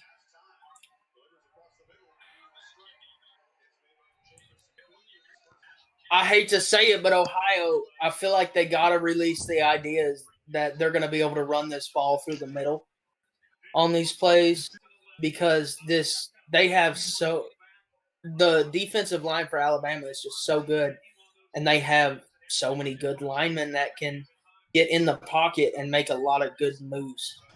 Pocket, that might have been the wrong word. Oh, Throw away for Ohio State. Justin Fields got under pressure. Kind of felt like he could have done something with it, but he didn't. not only does Alabama have really good defensive linemen, their linebackers are real good too. Where Yes. Fields almost has to be cautious even more than he normally would because they can all do everything. They can blitz well. They can, go into coverage real nice. Where these linebackers like Dylan Moses, Will Anderson, you gotta watch out for them too. Was that an interception? Oh, Nope. Completion. that's a catch. First down. It looked like an interception from the angle. Yeah. that the camera was facing.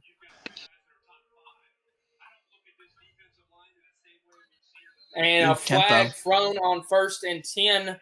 Justin Fields That- has just taken the snap. Going to see what this one's for. I think that's gonna be on the Buckeyes. Yep. Yep.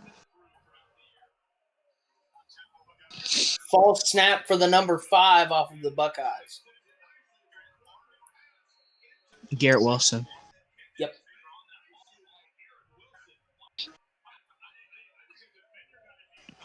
These linemen are tall too for Bama.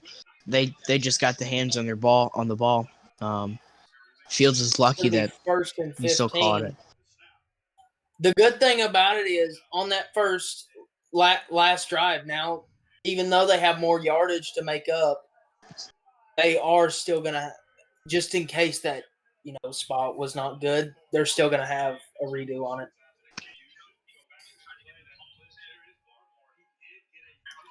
Second and 9. Justin Fields under pressure throws it away. Oh, I thought he was. Going to be 3rd and 9. Justin Fields did the smart thing and threw the ball away. I'm glad that he didn't try to run with it or hang on to it because that would not have been good. It's the linebackers.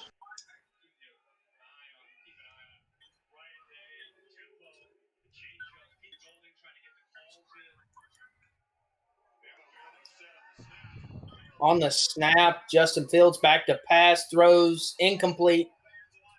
Oh, it's overthrown. I think is Fields. Oh, Slow getting up. It looks like he might be okay, but he was very slow getting up. They cannot. he had a lot of afford that. pressure on him. They cannot afford that. Oh, my goodness. Oh, Wow. He got hit from 2 angles and absolutely drilled down to the ground.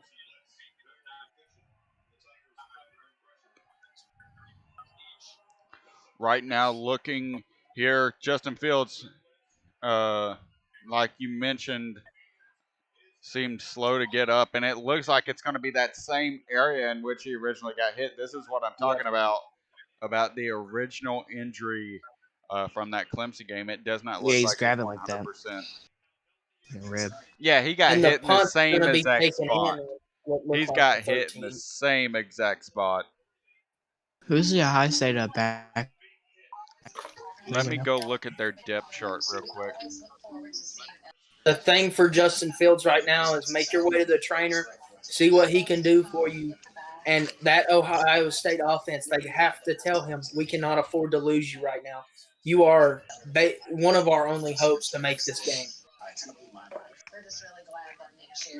Right now, if you're And I'm Gunnar Hoke, Gunnar Hope, senior. Hasn't played much. I'm going to look at him right now. Completed 6 passes in total last year.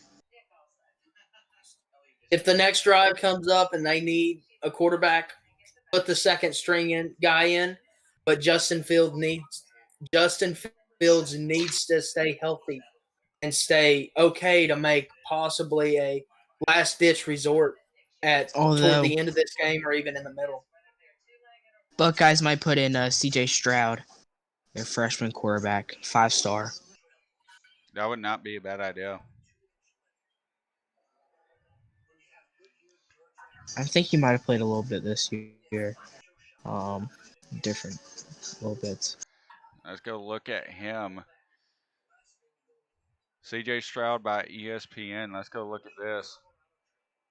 6'3", I'm surprised that we did. He's 6'3", 205 pounds out of Rancho. I'm not even going to be able to. Oh, he's a 4-star. My bad. I'm not even going to try to attempt to say that name out of California. I don't. He's gotten a few snaps, but it was all run snaps. He's a freshman. Yeah. He was like the, I think he won Elite 11. I think if Teague goes down, I think we know who the backup running back's going to be. I wouldn't be surprised if we see throughout the Maybe rest like of a this game, and I'm receiver. surprised they didn't start doing this, even though they haven't had that many drives, is doing something similar to, you look at the Saints in the NFL, something similar to what they do is switching out that quarterback, especially with Justin Fields. They know he has an injury. Switching out the quarterback between drives. It's a very hard thing to do, and it's rough, but against this Alabama defense, they got to keep them on their toes. See, and right now the problem for that is do you have players that can actually do that? That's going to be questionable. Looking at C.J. Stroud though, right now, he was the third best quarterback in the nation as far as pro style quarterback, sixth First best down. player in the state, 51 Oh in the my God. nation. Rivals gave him a 6.0 rating. He was offered by Baylor, Boise State, Boston College, California, Colorado State, Georgia, Kansas, Kansas State, Michigan, Michigan State, New Mexico, Oregon State, San Diego State, UCLA, USC, Utah, Washington State, and Yale. Dang, he's smart if Yale offered him. Jesus Christ. Okay, well, I mean, this kid's got brain and brawn. Most QBs are. Oh, sack fumble! Oh! Picked up by Ohio the State Buckeyes. is going to get it at the Alabama, looks like the 17-yard line. Wow. That is huge. That is extremely huge. Right here, it looks like Mac Jones. He's scrambling, looking to pass, and then absolutely gets drilled off. Thank you right there, Vols fan now in chat. The ratings have jumped up. Thank you for helping me fix that. Now 15 viewers on Twitch. Thank you guys for joining us here in Ohio State with the momentum change. Sack fumble. We talked about they had to get pressure on Mac Jones the first time they do. Sack fumble. And this could be the turning point, ladies and gentlemen. Mac Jones in there did what he had to. He switched the ball to the different side, or at least he tried to. And when the defender came around with the other arm, he knocked it out of his hands. About to say he got Justin Fields back to pass, looking end zone, incomplete. There's a flag on the play. About to say, in that motion, though, looking at the replay, it looked like he caught Mac Jones in the motion of switching the ball. So that is that's going to be the turning point as Ohio State now has a chance, and it's going to be interesting to see what Fields and this Ohio State offense can do. Vols fan, oh Lord. I'm kind of concerned on that question. All the viewers here on Twitch, if you have any predictions, any feedback, anything like that. That's a questionable call. Did they just call pass interference on that? Yeah. I'd say that looked like clear-cut pass interference. I don't know. I'm not even pulling for Ohio State, but that looked clear-cut pass interference. Yeah, it's just... It's hard to tell sometimes. Show the game instead of the graphic. Well, I'm not looking to get copyright banned for Friday. I'm sorry about that, Vols. I'm not trying to get copyright banned. 14 people on Twitch. Thank you for joining us here. We're going to keep you updated on scores right now. Tie game. Right now, it's going to be a questionable call has set Ohio State up to tie up the game, in which they have so far in the second quarter, just under 12 minutes in the second quarter. And Ohio State has officially tied the game. Trey Sermon has been sent to a local medical facility after having what is been thrown out as possible broken collarbone or separated shoulder. He's been taken to a local medical facility to be tested and have a confirmation on a diagnosis. Vols fan, you won't. ESPN may say something different about that. Yeah, they don't like people streaming their stuff. About to say, because I've tried that before and I've seen Twitch streams get taken down. I think they went. If you play the audio, you're fine. I know that, but you can't play video. That's what I'm saying. Voles is talking about putting on the video. About to get reported Right there. Got to get Yeah. reported to get a copyright ban. No, I mean Twitch monitors it, and ESPN would quickly report that crap. I know how they keep tabs on stuff. They're more strict than WWE is. I already know that, and how quick WWE gets stuff taken down. Well, on that touchdown for Teague, he ran straight up the middle, was fighting to get to that end zone, but you could tell that he wanted that. And that was a really good play call by that offensive. For those who are viewing us right now and did not know, it was first reported by NFL Update. It is yet to be confirmed by any other outside source at this point, but a rumor has already been passed around while the game is going on. Former Texans head coach Bill O'Brien is set to possibly be rumored to be signing to be the new offensive coordinator of the Crimson Tide for 2021. Once again, that is just a rumor. At this point, as yet to be confirmed by the university itself or Bill O'Brien. So at this moment, do not take that worth a grain of salt. I don't care if it's the audio, at least the ESPN.com live stream of the game. That's going to be questionable because I already know that Facebook will already take down the stream just for audio. So that's going to be the concern. I want to point out that sack on Mac Jones was only the 12th sack that he's taken all year. That's what, 12 games? I mean, only 12 sacks. That's vital too. That's I mean, that crazy. season, that could be possibly season ending.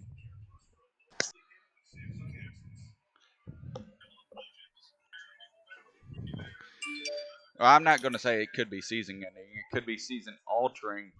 I mean, as a lot of coaches once said, games are decided by 3 vital plays. 3 games can win you a game or lose you a game, and vice versa.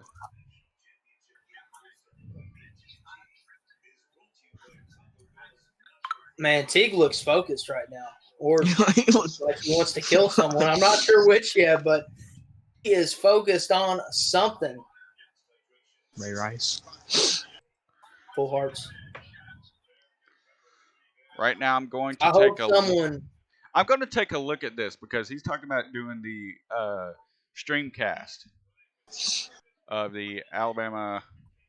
Yeah, that's what I said to you earlier. The game cast of it. Yeah, like you don't even have to actually show. You can just show like the score in the background, like when I sent you. Yeah, let's Great see. kickoff right there. Going to be a touchback. Let's see if we can get that pulled up. It's Ohio State kicker's not doing too bad for being the third string. For being the third string guy, he's not doing too bad. Let's see if we. Here comes the Alabama offense back on the field. Mac Jones trying to fire up this offense. Okay, trying guys, to show them that was my last one. Right now, going to try to get this set up for y'all here to see if we can get something pulled up. If I get Twitch banned, I'm gonna blame Robert. It wouldn't be the first time someone's blamed me for something. I mean, Oh, are we going to talk what about a catch for Devontae Smith? Are we going to talk about that call in the Talladega race last year? No, we're not. I'm working on it, Terry. I'm working on it. We're not going to talk about Texas either. Properties captured. That was a rough one. Display. Okay, right now, can you tell me if you can see that? Can you look at that right there? Do y'all see that currently on screen? If so, I'm going to. Yeah, we can. We see OBS. No, it'll switch back. There it is. Yep, there we go. There we go. Currently, that should be what you were looking at right now. Yeah, that's perfect. Streamcast of the game. Let me know if you are watching currently right now. If that is working out perfectly for you on that side. Thank you to all 14 viewers. Hopefully we do not get the stream taken down.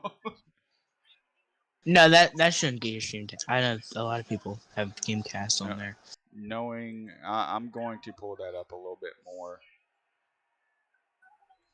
1st and 10 at the 54, it looks like. All right, there we go. Can't get it from that angle. No, not the 54. Look at Najee. Oh my gosh. He's Najee like is what? just an animal. I mean, He's He's going like off. 6'2". He's like 6'2", 6'2", probably 230. 210. I'd say more like 220. He's a big dude. Right now, Alabama driving down the field, though, they have to get the momentum back after the strip sack that happened on the previous drive. 6'2", 230. And he You know- hurdles guys like he's super light. Yeah, I hate to say it, but I don't really hate to say it. I don't know why I keep saying that, but I like saying Oh, I hate to Jones say on the it. keeper. Right now, That was good. Right now, Najee Harris run for 13 yards to the Ohio State 33 for a first down. You can see it right here on the streamcast as Alabama tries to drive down the field to take That's a the Tua lead play. right here. 9 viewers on Twitch. Thank you for joining us. If you are still following the game so far, let us know what your prediction is, who you're pulling for. Let us know in chat. We'd love to hear your reactions, the same as ours. Mac Jones runs for 7 hard yards blitz. to the Ohio State 26. Oh, Y'all touchdown! are ahead. Wow. Okay, well, I guess we already have a touchdown. Oh my goodness. Najee Harris leaps over 2 defenders and dives into the end zone for Alabama touchdown. This is already sounding insane, and I haven't even got to that point yet. Oh my goodness. Mac Jones he takes the snap, he gets under pressure, stays calm just like he normally does. Was it an outlet pass? And throws it straight to Yeah, that was a straight outlet pass. That looked like a wheel route, and Najee almost fell. that's a You great looked play. at that trying to catch it, he almost laid himself out and kept on going. That's a great play. What a job. This Alabama offense, it's so hard to contain. It's so hard to stop. If that's not a future NFL player, I don't know what is.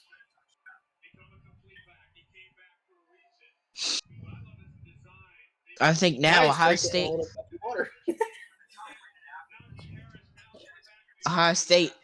now I don't think they're going to be able to stop this offense. They kind of just need to neutralize it now because it's rolling so hard. Heck, now you don't even, if your defense is going to allow touchdowns almost every drive, what you're going to have to do is score an offense. You can't not get a stop on defense and not score an offense. Yeah, but you also have to think about guess who's getting the ball unless they do an onside kick and it's successful. Guess who's getting the ball at halftime? Alabama. They have possession at the right time. It won't matter for the Ohio offense. This defense has to lock in and start making good plays and stopping this offense from getting to the end zone. I mean, that's going to be the main concern. We already knew coming into the game how difficult Alabama's offense was going to be to stop. As right now, 10 current viewers here on Twitch. Thank you for joining us, guys. Like I said, be sure to be active in chat. Let us know what you think of the broadcast. Any feedback, anything y'all want as far as that? Let us know. Let us know your predictions and such. And be sure, we're going to be doing more specials like this down the road. So be sure to hit that follow button and subscribe to the YouTube channel as well. Definitely do not want to miss any of the content we have coming up in future specials and episodes, especially with the Experts of Racing podcast. We're going to be reviewing this game later this week with Vols Fan 88 and crew chief Robert Harding as well.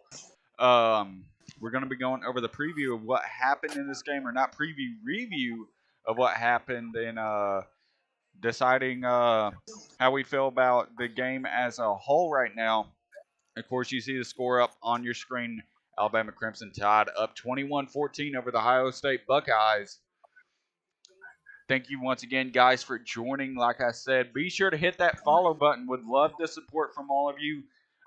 Expect more content like this down the road. Like I said, we're going to have a Super Bowl special, Daytona 500 special, stuff like that. So if you're interested in watching some of those alongside us with our watch parties, be sure to hit the subscribe button and be active in chat. Share it out. Let everybody know what is going on here on the Experts of Racing Sportscast.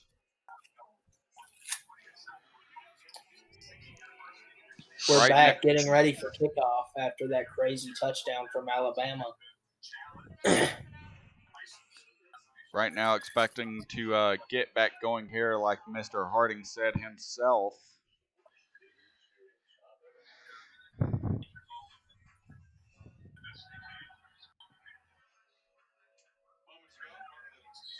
Another touchback.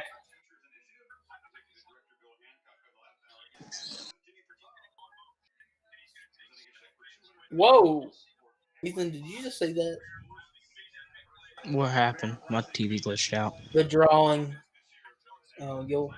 Never mind. Oh, is it a phallic shape? Yes. ESPN needs to be careful.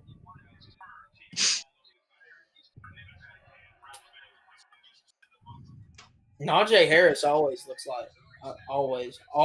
like he is ready to get out of here. Yes.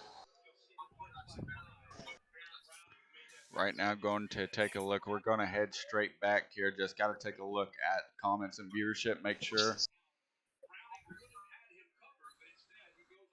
Second down, 2nd and 7, 3 yards on the gain for the last play. Justin Fields doing his cadence and stuff right now. Back to pass. Whoa. He's going to run it himself. First down and more. To the 50 and out of bounds. Look like at Alabama. What would you say that was?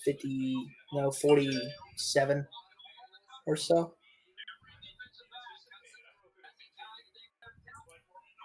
As again. Another handoff. Oh my goodness. Teague. Oh, big game for Teague. Wow. Did I just say Teague? His name wrong? I mean, it sounded pretty Well, I right on feel my like I end. did. Yeah.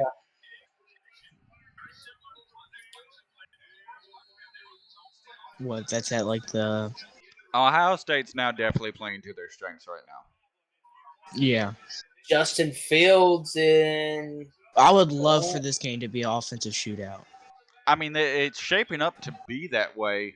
The defenses on both sides have definitely been struggling. Justin Fields takes the snap, handoff to Teague. Runs up the middle, maybe 2-3 yards. Second down. Teague is really, this is going to be a breakout game for Teague. He's at most of the season behind Sermon, but has I feel like today or to correct myself, tonight he is really shaping himself up to be a proven threat, a part of this Ohio State offense after backing up Sermon for a considerable part of the season. As we go 2nd and 7. Looks like there continues. I've noticed oh my goodness, and Teague loses yardage on the play. Tried to run it left. That's a great read by defense. Confusion. If you see Justin Fields, last 2 plays before the snap, they're getting ready, and then they stop and switch up the play. It looks like maybe a little confusion because Teague just ran into a wall of looked like a linebacker and a lineman. I cannot see the numbers. That one linebacker shoulder pad is really messed up. Yeah. The weapon. I've seen that. Now 3rd and 11. You lost 4 yards on that last play. Timeout. Timeout from the Buckeyes, it looks like.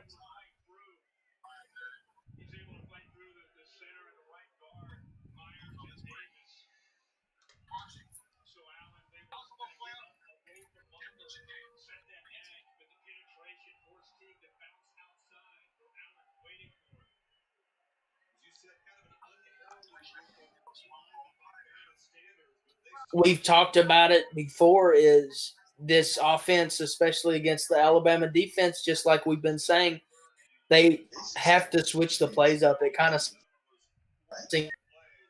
beat the same dead horse with Teak.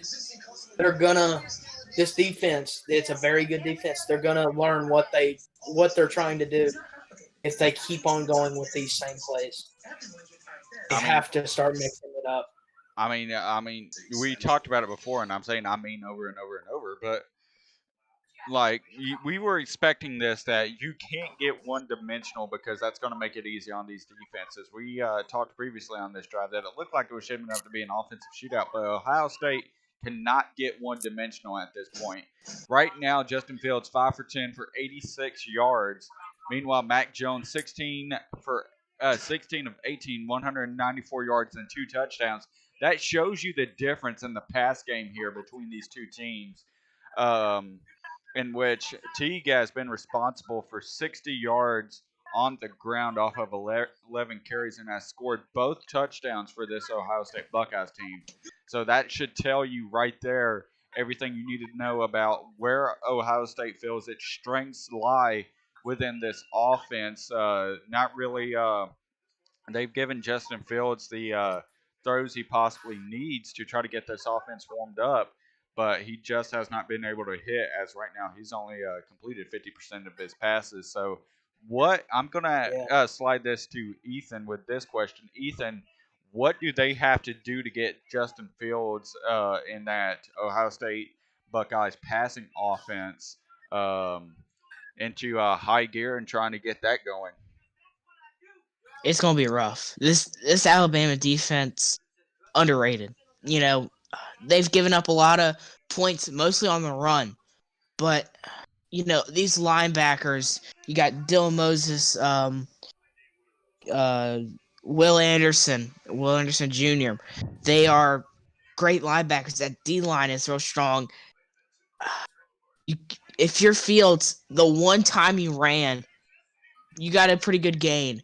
Maybe try to run the play action. I know he's hurting, but you got to find something to be able to get a step up on this Alabama defense. Oh, no doubt whatsoever.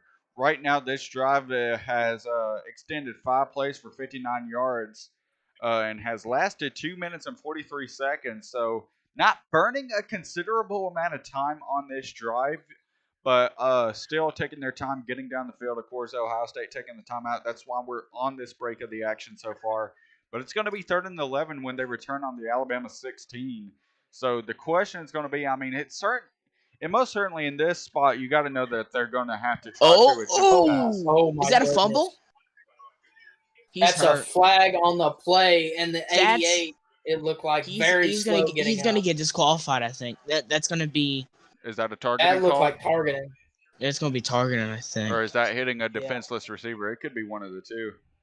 It might be both. Both. Justin Fields throws a great pass in the middle, and oh my! Yeah, that's goodness. straight in the crown of the helmet. Was that Or to not Rucker? crown. That's Was that to straight Rucker? to the face mask. Was that the Oh idiot Yeah, of yeah, Rucker? number 9's gonna get it. Gonna get disqualified. Oh, that yeah. Rucker. Oh, Oh, he's my down. goodness. Oh, Yeah. Oh, Number 9 is getting disqualified, no doubt. He That's true. was very slow getting up. He oh, did and get they're up, but mouthing that off was at each other rough. too. That is not good. Jordan Battle's going to be gone. Jordan, That's 1000%. let's take a look at Oh this. my! That's gonna, God. yeah, that's gonna be hitting a. That bent the face mask. No, I would- The face mask on I his wouldn't helmet say is no, bent. no. That was not. I wouldn't say that's targeting. I'd just say that's hitting. Because his head was. Oh, they called it. That's targeting. They just called it. Head was completely down when he hit him. Let me look You at this look angle. when Oh he- yeah, Oh, that, my yeah, the God. crown of the helmet. Yeah, that's clear targeting. Now that I see this, He angle. actually bends his head down as he's coming, which is Yeah. expected, but No, hitting like that just no, uncalled no, for. that You're supposed to 100%. keep your head up. Yeah, you're supposed to hit with your face mask, not the crown of your helmet. That's for your own safety. Yeah, and then also, I mean, he breaks like what both. happened to Ryan Shazier. He breaks both rules of the targeting call here, as he leads with the crown of the helmet, and then also And that's forcible contact to the head or neck area. I wouldn't be surprised if they tried to tack on as well, hitting a defenseless receiver. 9 got disqualified. Yeah, number 9 just qualified. Well, I mean, automatically with targeting, that's going to be automatic disqualification and ejection anyway. That's a good call, honestly. That And is a holding very back good the call. tears of him. I mean, this is the state championship game, and you State- get disqualified. You keep messing it up with the state championship, Robert. We are not into high school football. National champ. I'm just gonna start saying the championship. I This mean, is that the works. championship game. College football national And- championship. Yes, this is the championship game, and this could be a make or break game for a lot of these players, and it's a break for that 9. I mean, looking at Jordan Battle right now, how deep are they at safety? That's going to be a big question. How deep are they at safety? Whoa! I'm gonna Justin Fields overthrows the receiver by a lot. I'm going to look up First on. and goal. Let's see who is their backup strong safety. Second goal now. Correct me if I'm wrong. Battle is the strong safety, correct? I believe he's a strong safety. I think he's a strong safety. I think that Fields thought the defender was going to be there a little bit Okay, so closer. Eddie Smith, he's a redshirt sophomore. That's going to be the backup at that strong safety position. So that's who they're going to have to put in to last the rest of the game there. Yeah. And third and goal for Ohio is Teague. Very minimal gain, maybe a yard. Going to be third and goal, like I just said. 23 viewers currently on Twitch. Thank you for joining us here as we present to you the college football playoff watch party. Hope y'all are enjoying. Be sure to follow and be active in chat. Love all the support from you guys here tonight. And almost intercepted. Oh my gosh. And it looks like they're there's 5:26 left till halftime. To me, you have to just go for the field goal. There's no point in risking it right now, and Especially even if Alabama does, Alabama gets the ball back at halftime too, so you have to keep that in mind. Yeah, 100%. To me, they're gonna run the field goal. It looks like Jack Siebert, first field goal attempt of the game, and it is through, and it is good. 3 points to the Buckeyes. Right. Alabama leading this one. Right now, 5:26 left in the first half. What's going to be the look for these guys on defense? If you're Alabama, you know you get the ball back. Is the concern for you going to be running at the clock? Or is with 5:26 still left in the half, they got plenty of time to go down there and put a drive together. Do you expect them to try to extend this lead? Points on the board. With what this Ohio offensive shown, they've shown they can get points on the board. They slowed down a little bit that last drive, but they have. I think get points on the board. This is the national championship. I got it that time. I'm about to say, break the Almost habit. said Break state. the habit. Break the habit. But on a drive that spanned 8 plays and was 69 yards, took up 3 minutes. I mean, it's got to be disappointing to only end that with a field goal, don't you think? Especially with how deep they got into the red zone. Disappointing, but don't let yourself get downed by that disappointment. You keep on playing. Don't think that, I messed up on that last drive, so I'm not going to play in this one. Got to keep on going. Keep your head up. You did get points. Yeah, and the Gamecast just popped up. It's right here. One thing we're still going to have to pay attention to is the game leaders. The Justin Fields still 5 for 12. He has not completed a pass on 2 drives. As far as the game leaders are showing us right now, they've had to be consistent with trying to run the ball here. So, I mean, they got to find a way to get this passing game open. Expect a lot of adjustments at halftime for that Ohio State offense, and expect a lot for the Alabama defense to try to stop the run as well. as Teague 62 yards, 12 carries and 2 touchdowns. That's going to be the Mac focus Jones point. taking the snap back to pass, incomplete. Ooh, that might have been a late hit. Ooh. Yeah, That's a little. he was in the air, but I think they won't call it. Yeah, they probably won't.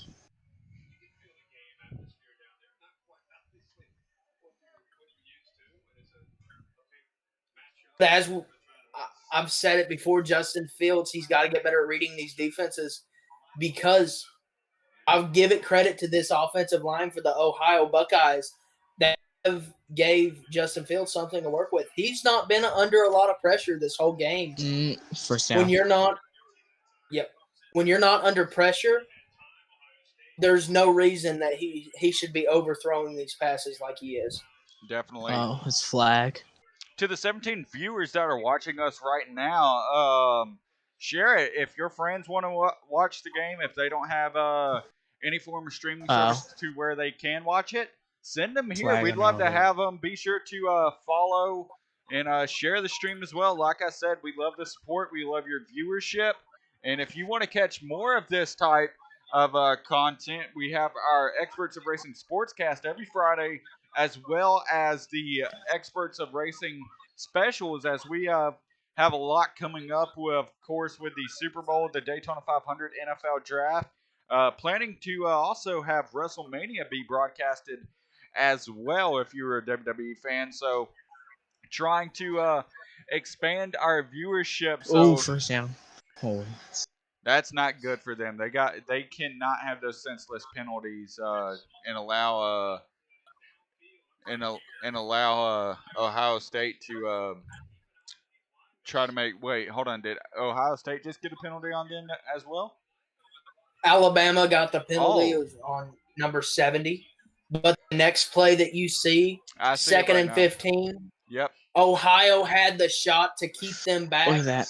They failed on that, Ooh. and they let them get an easy That's 15 nice. yards. Now back 1st and 10. I just watched that play. Second That down was, now. that was one heck of a throw in what looked to be triple coverage. Yes. That Ohio did a great job on their coverage, but it was not enough. They had a shot to do something big there with 2nd and 15, and they missed their opportunity. Now Right. 2nd and 4. Right now, the win percentage you Hard can see here on claps. the ESPN predicting Alabama 72% chance to Big win. throw That's wide open. caught Devontae Smith. Mac Jones threw it right side of the field. He had a defender on him. Nobody Ended up can getting cover tackled. Smith. Could not tell what yard line he got tackled on. I was more focused on that great catch. Look, Sean, I've said this pregame. Sean Wade versus Devontae Smith. I think Smith is going to get open almost every time. We've seen this. I think they've been paired against each other about 3 times, 2 of which have been Devontae Smith catches. Mac Jones back to pass, incomplete. Oh, Aiming that's for going to be PI, I think. Yeah. I didn't really see it, but it looked like the receiver ended up falling on the play. I didn't see what happened to make him fall. I don't know if it's going to be. I think the But rest there is a called flag PI. on the I don't know if field. it's- Yep. Pass interference off of the number 7, That's 1st and goal. That was a little bit questionable. Yeah. And you can tell that the number 7 is questioning that call by those referees. But that is again, a little. referees rule goes. I would agree with that as well. It's a very questionable call. Of course, like you mentioned, the referees. It's mostly are, just good defense. I mean, that's what it looks like. I know a lot of referees have their different ways of calling it, but I know a number of referees usually allow if both receiver and Mac Jones throwing on the defensive run. back- Oh my Touchdown, gosh. Devontae Smith. What? Oh, I hope Lord. they show a replay of Devontae Smith before the snap because he was trolling the safety. He was moving back and forth about 5 times. The safety broke his ankle before they even started the. Jesus. That's Heisman Devontae winner. Smith So Mac Jones took the snap, ran right, and it looked like he might have wanted to run it in himself, but then throws it late, similar to a Patrick Mahomes play, and gets Devontae wide open. He runs into the end zone.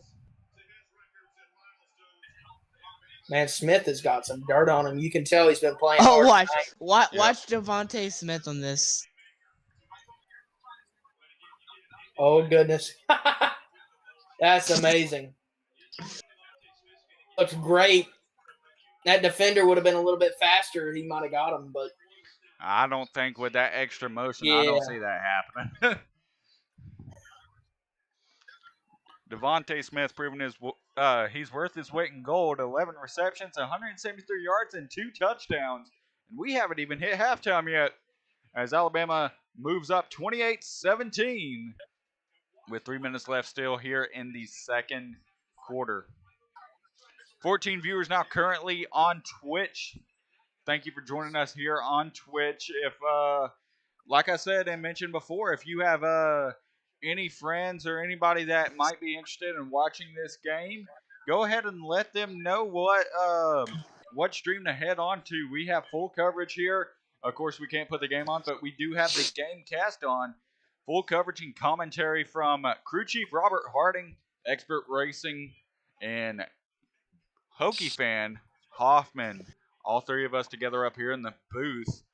As right now, of course, you are on the Experts of Racing Sportscast. Be sure to follow as well if you are enjoying this content. More content like this is going to be coming along here very, very shortly.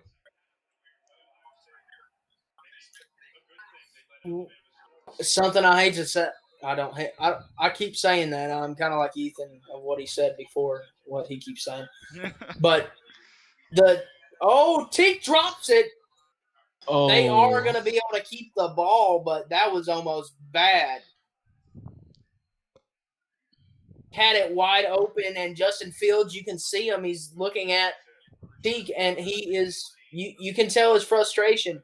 He was wide open, and he ended up dropping that ball. Maybe not the best pass, though. It was a little bit. Back to pass Fields. And almost intercepted. Oh, my gosh. Third and 10. That was not good. 2 straight incompletions from Justin Fields. What do you think? Should they run it or should they continue with this trying to pass? I mean, they have to definitely eat up this time. You don't want Alabama. 3rd and 10, they got to pass now. I can't see. I mean, definitely they have to pass, but if they were to get the first down, you definitely have to try to go for the run. He caught it, but didn't gain much.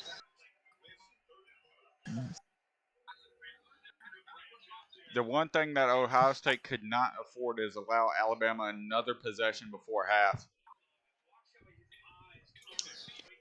Alabama, their offense just scores so quick. It's a very quick strike offense.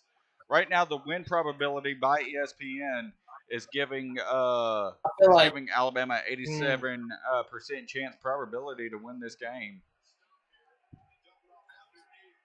I feel like you got to go for it on 4th down. You know they're going to get it after the half. I don't see the offense, if they do get it back on a turnover, I don't see them trying anything. But Maybe it looks like they are here. just going to punt. Maybe a fake, but I doubt it. But something we've seen before, not necessarily. Ohio State does do that a lot. It is. Ohio State fakes it a lot. And let's see right here, and no fake. It's going to be a punt. Yeah, they are punting. Taken in at the 21-yard line. Oh, my goodness. Oh, Great pickup. Going to be down at the 40-yard line. At his own 40-yard line. Slow to get up. Oh, no, he's good. He's good. He's probably about what would you say? 27 yards right there on the return. Around there. Okay. When are they going to have Devontae Smith throwing these passes? It seems like he can do everything else. He's returning. He's rushed a couple times this year. He can do But from the everything. Alabama offense, you have to hope that the offense does not get tired. You don't want a second half offense that is this good and have been clicking on all cylinders. As a great pass to Harris, first down. What a pass and a run. Not really a pass, but what a run.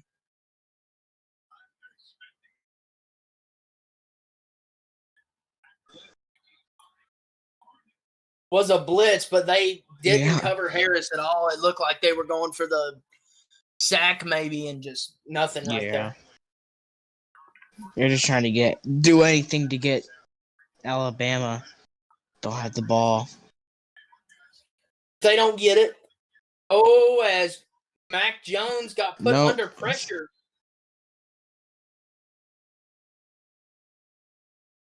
I think Harris is making his case to be running back 1 going into the draft.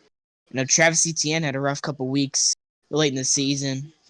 I think he got held to about, less than 150 rushing yards at Virginia Tech. Didn't have the greatest game against Ohio State. But Najee, SEC championship, had a great game versus Notre Dame. Went off. He's having a great game now. 2nd and 7, throws it deep, caught Devontae Smith, touchdown. Another one. Oh my God. Amazing play on that one, Mac. And I don't know what to say. They're going to go in 2 touchdowns up on halftime, and they're still going to get the ball at halftime. I said this pregame. He's going to. Oh, yeah. 3rd touchdown tonight, and we're not even past the first half. Devontae Smith is almost impossible to cover. It's so hard to hold him down.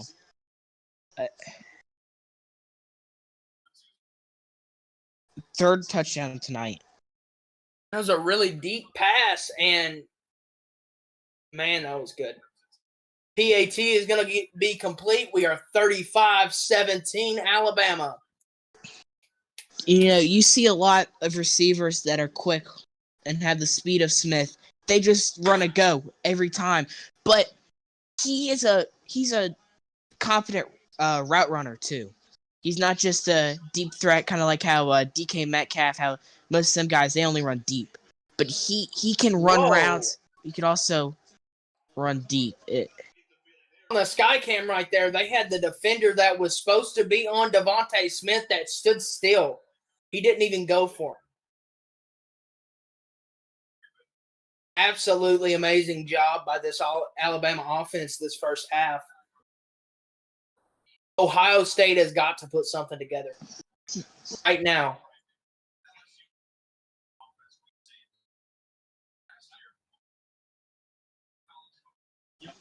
If Alabama wins this game, this would be Nick Saban's 7th national championship. Getting up there close with Jimmy Johnson. Different Jimmy Johnson in football terms, but I'm talking about NASCAR.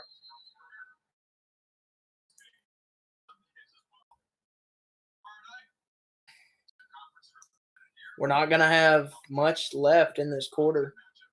Let's see right here.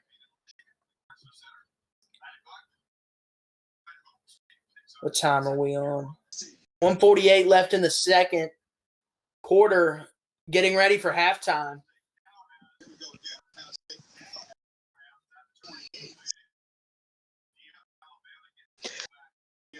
Well, Ethan, what do you think they can do in 1:48 for this Ohio offense as we're getting ready? Run the clock. They can't give Alabama another possession because they're going to score. I don't think there's been a single drive other than the Mac Jones fumble where Bama hasn't scored. I think they've scored on every drive besides the drive where Mac Jones fumbled. I say just run the ball. Kill clock. Run the ball. Oh, Justin Fields, a nice spin move, slides down. Flag on the play. What's this one for? If Alabama wins this, Nick Saban would break the record of national championships won by a head coach. That's 7. Offense number 55 for holding could not afford that from Ohio. I feel like you put together a couple of good running plays, and then you got to shoot for something big, maybe a Hail Mary. Get that ball downfield. I know that Justin Fields has the arm, but maybe not the reading power. You can tell Fields is in pain, though. You can tell his ribs are bothering him. He's not moving like he should be either in the pocket. He's just standing still. He's not really I think that the pain's bothering him so much he's not reading this defense is good. We're going to be 2nd and 17. Justin Fields takes the snap, running through the middle, and Teague is swallowed up quickly, maybe a yard. That's not Teague. That's not Teague. That's the that's 24. He's a receiver. Player down. Offensive lineman. They had no. Is he? No, we got his knee. It's his knee. That is not. Who is that? Davis. Oh, Wyatt Davis. That's not good. That's like their best offensive lineman, and they didn't have depth at O-line because so many were out. Him not moving is scary too. Something like that, holding his knee, maybe I don't want to speculate, but that looks a lot maybe like an ACL tear.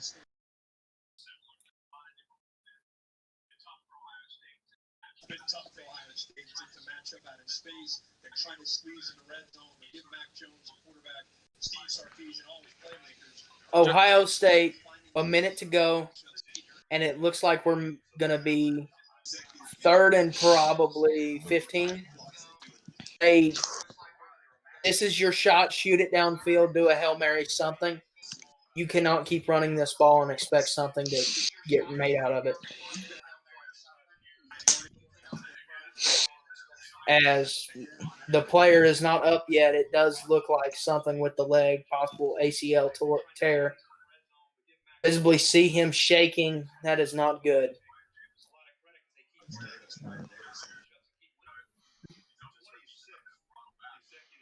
And looking, I'm going to try to pull up the Ohio State depth chart, comparing it to what they have available as far as guys that are out. Let's go take a look real quick, comparing it to the list of players that was announced out today for today's game. Let's try to see here.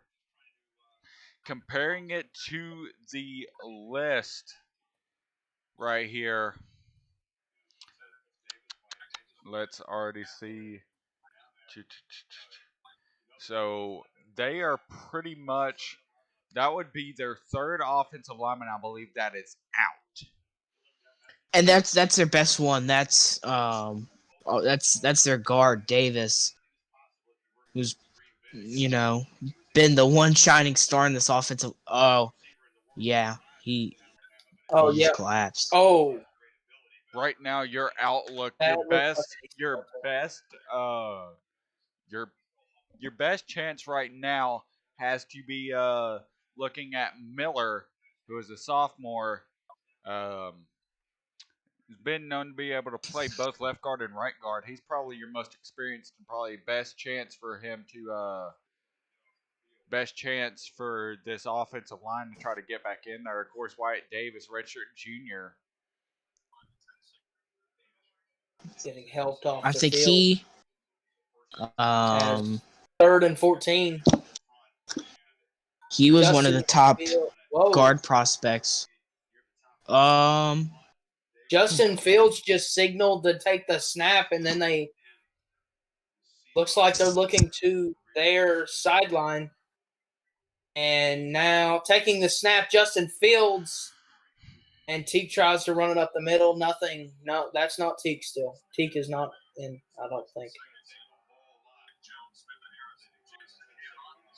Who is that running back? Not sure. There. Number 24. Justin Fields looking very disappointed as he exits the field. going to the sideline. Now 49 seconds to go in the second half. And 35-17, Alabama winning.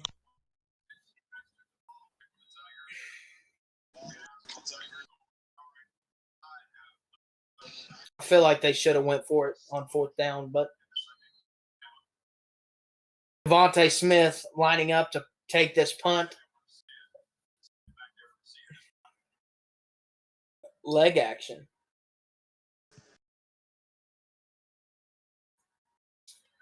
As the punt and Devontae Smith getting it 30-yard line, whistle blows. It looks like it's going to be around at the 27 or 28.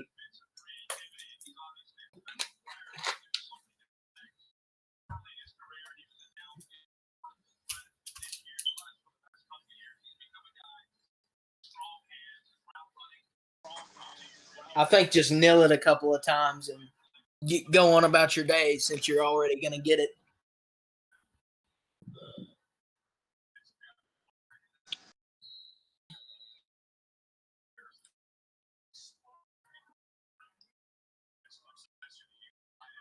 $215 yards, 3 touchdowns. Mac Jones in a single half. Yep. Somebody might want to go ahead and look up the records for most of the game. Devontae Smith is riding with that line and could get it. Right now, Mac Jones has played one heck of a game himself. 22 for 25, 319 yards, and 4 touchdowns. So both players having a game that they would love to have, especially in both of their last games, a part of the Crimson Tide, as both expect to move to the NFL draft next year. Most receiving yards in a game is 405 by Troy Edwards in 1998. Okay, and then looking at that, what are we looking at for most in a national championship? Oh, We get ready for this 2nd and 4. Jamar Chase 221. Also, 215 for Smith in the first half. Oh no! Mac Jones back to pass. Got a man open middle of the field. Harris, first down and maybe a couple of yards. Devontae That's the Smith. 44-yard line. 25 to go in the second half, 1st and 10. Throws it left. Whoa, he was wide open. Number 18, who is that? Let me check for you on the depth chart real quick. You said number 18? Yep. On that is Slade Bolden, redshirt sophomore. Pretty good for a sophomore. Pretty good catch right there. I don't know how many how many games he's went through this season, but he caught it, but alone, didn't have anyone around him. He did fall. So, but for a young football player, he's doing pretty good.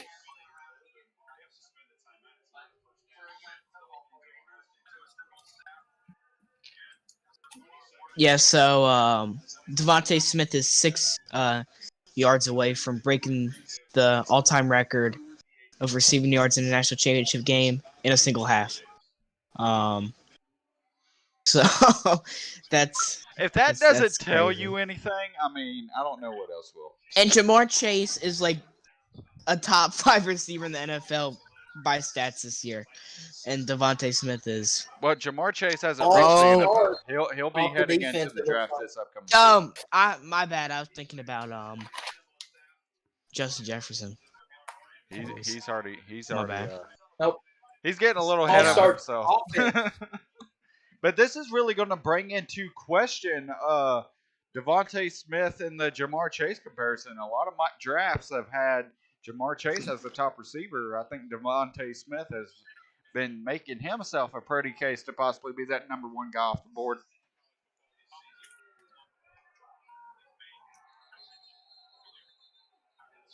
And we're going to be 2nd and 8, loss of 5 yards on the flag.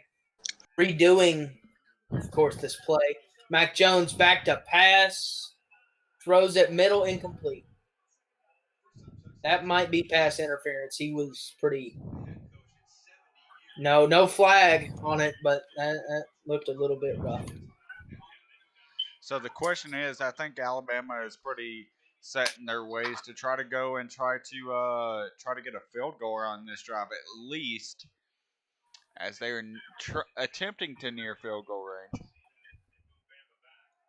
I just think if they can't get it, line them up, victory formation. And take it to halftime. Yep. Mac Jones throws a bullet and incomplete, knocked away. 4th and 8, excuse me. If it's 4th and 8, the idea for them there might be, attempt a Hail Mary. What's the worst that's going to happen at that point? You're going to get the ball at halftime.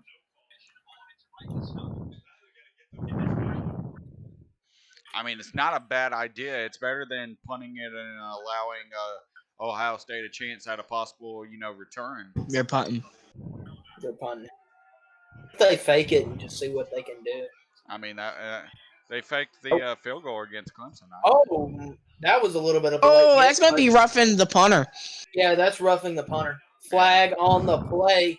Ohio State. It's not. That's not the technical term, but roughing the kicker. But it was a pretty late hit, too. That ball was already well in the air when he did hit him.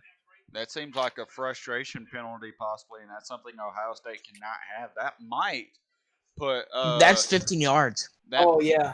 Oh, my goodness. That might put them well within field goal range. Yeah, he hit him. That was late. 33. Look right there, and he just gets back down and shoves him. He knows. He was a defender that jumped for the ball, and then he went back down and shoved it. There's no reason for that. We're going to be 1st and 10, 4 seconds to go in the half, and I think we just see a little kneel right here. Well, what yard line are they on? Oh, wait, no, it's Ohio State ball still. Yeah, it is. I thought it was Thrown 20, and there's halftime. All right, well, we're already going to move on to halftime. For all of you still watching, score at half, 35-17. The Crimson Tide taking a early and dominant lead over the Ohio State Buckeyes, as the Crimson Tide will receive the ball at the start of the second half. For everybody in the booth, we're going to take a quick break. Check out our podcast and check out our podcast commercial real quick, and we will be right back with coverage of the second half.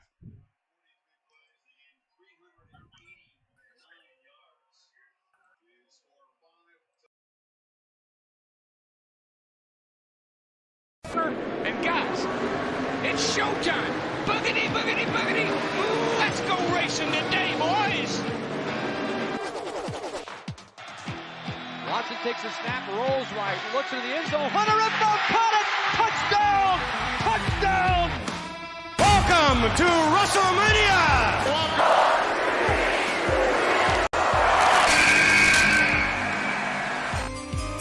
It's now my honor to announce that the first ever virtual NFL draft is officially open.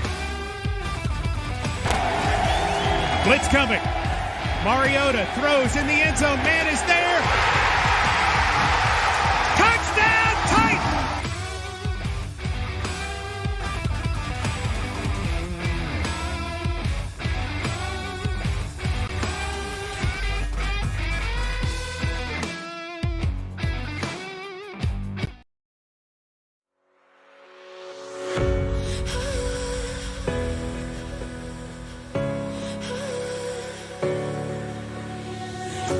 I'm hopeless in the crossfire. There's nowhere to go. I'm holding my desires. My heart overflows. The only direction that I'll ever need is a deeper connection that's leading me. And I'm lost in your love when you hold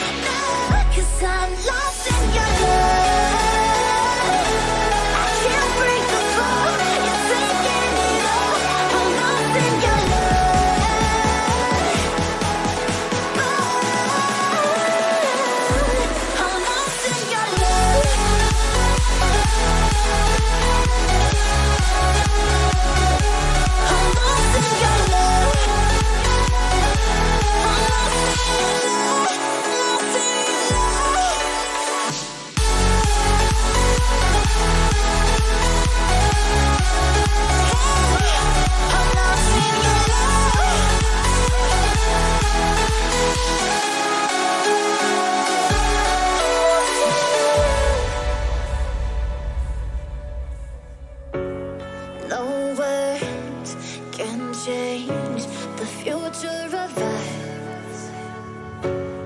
The waves, they break, but we are enough.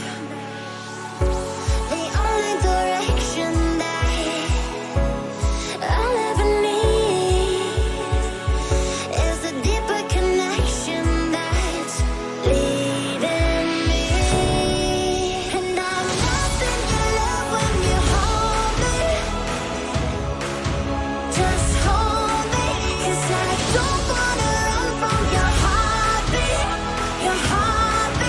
no, 'cause I'm lost in your love. I can't break the fall, you're taking it all. I'm lost in your love.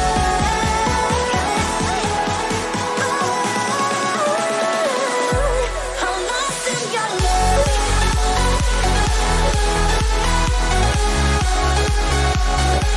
I'm lost in your love.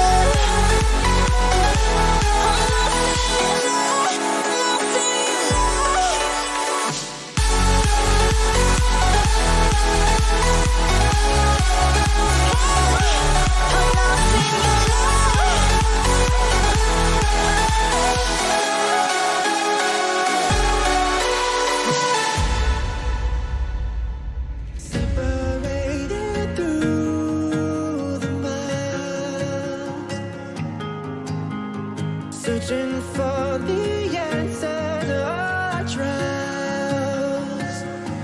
We came so far through our weakness. We found a love, even the stars between us won't bury us. One day we can be together, and this moment could last forever. I say that you and I have found a piece of heaven, so I pray we can be together one day.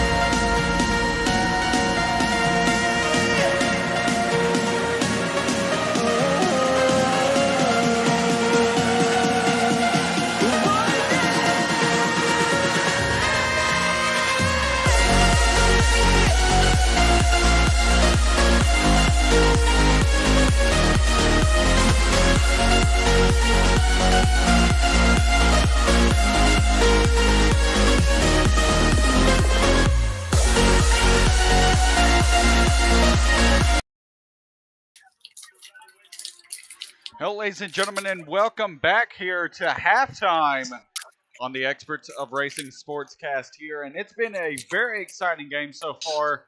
A lot of back and forth, but Alabama has taken the momentum with a early lead so far as they were able to flex their muscles in the second half and outscore Ohio State by a good 18-point margin to put them up 35-17.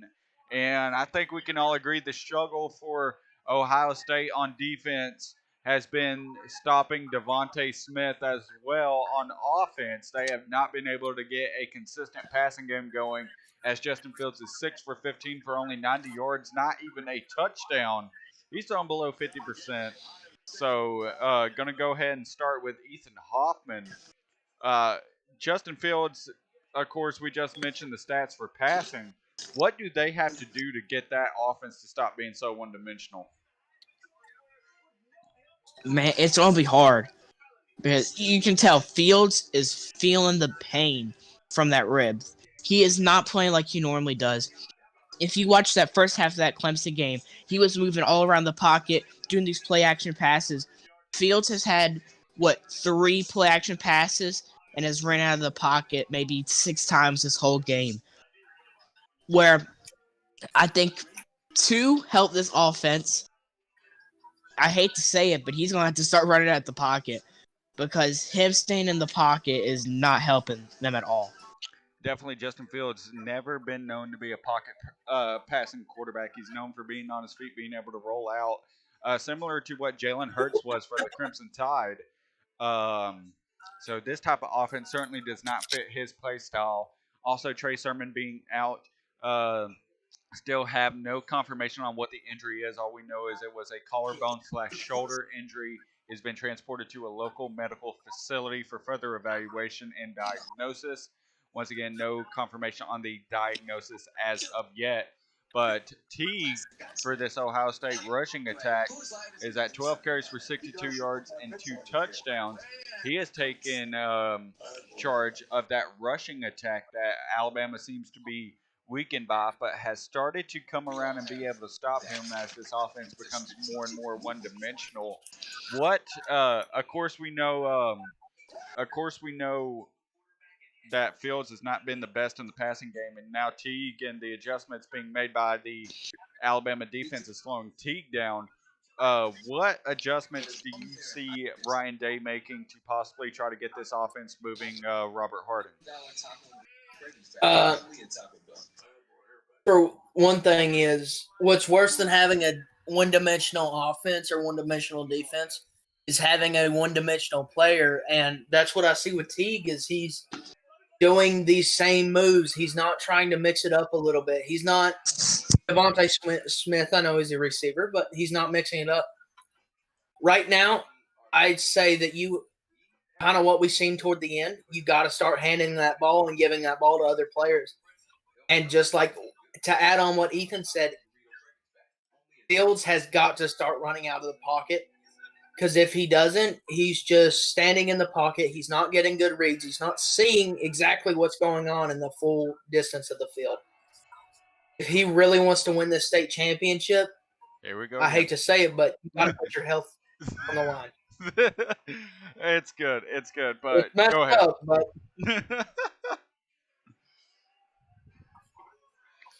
overall, like you have mentioned, though, it has been one of those games that you just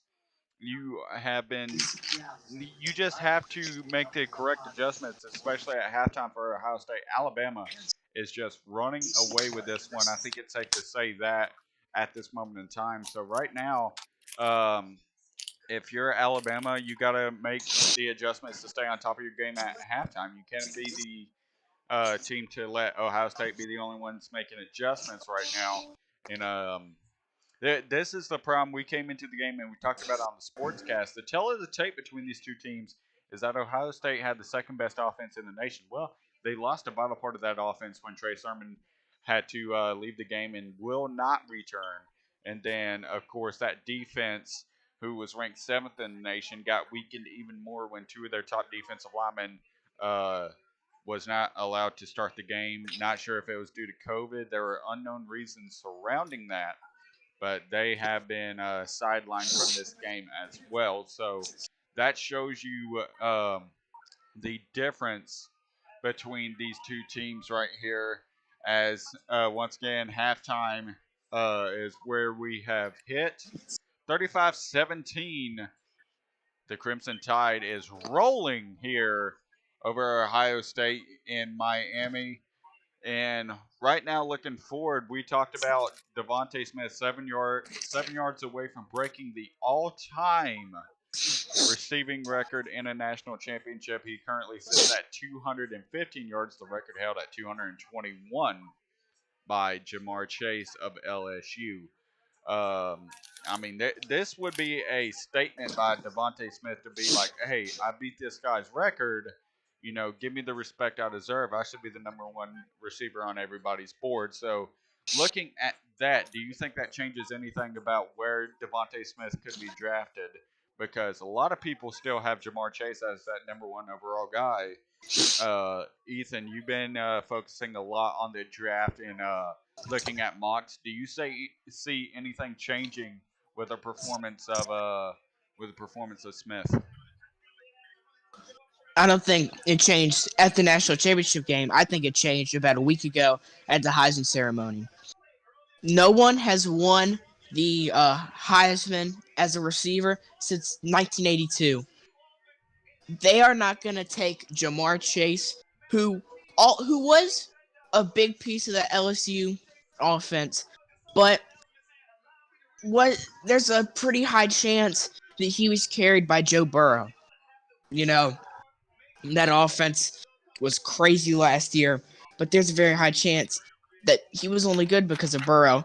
While Devontae Smith also has a good offense, he's not getting thrown to by the Heisman winner. He is the Heisman winner. And I mean, he is getting thrown to by a Heisman finalist, to throw that in there. So, I mean, that could be a battle of two sides, but of course, we're not paid scouts, so that is not our job to determine. We try our best, though. But looking over on the flip side of that, Justin Fields over at Ohio State, I think we talked about before, could this game possibly be a leaping pad for him in front of Trevor Lawrence? I think we were on the consensus that that was a no. So what is going to be the outlook now? Is this a leaping point for Zach Wilson to possibly jump over him? As even before this game, a lot of mock drafts showed Zach Wilson jumping over him in the quarterback big boards. I don't see it. Currently, from what people have been saying, there's been different scouts and coaches that don't like Zach Wilson's character. They said he has less character than someone like Justin Fields. And, the talent might be more apparent on either side. Some people say Fields is better. He had a great season last year. This year was so weird with them only playing 6 games, not knowing that if they were or not going to play for most of summer. And then some of the Wilson people, he led the BYU team with like nobodies to a great season. One loss to Coastal Carolina, who was a top 10 team.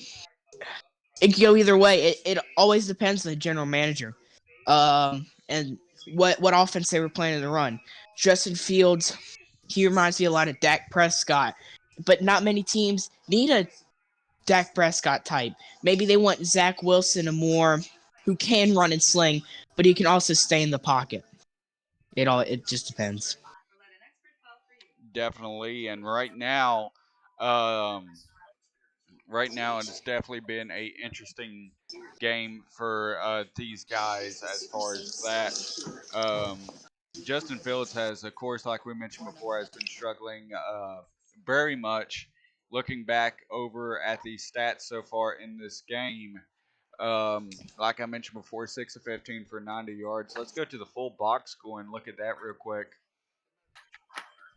The comparisons between Mac Jones and Justin Fields today, I mean, it's insane what Mac Jones has been able to do. Of course, you have Devontae Smith, but the notable things I am looking at is the rushing yards, the amount of rush yards that Ohio State has been able to get over Alabama, but the amount of different players they've had rushing the ball, it's just it is really insane to see the gaps between the two teams as far as that goes. But with that being said, we're going to take another quick commercial break, and we will be right back with more coverage of the College Football Playoff National Championship.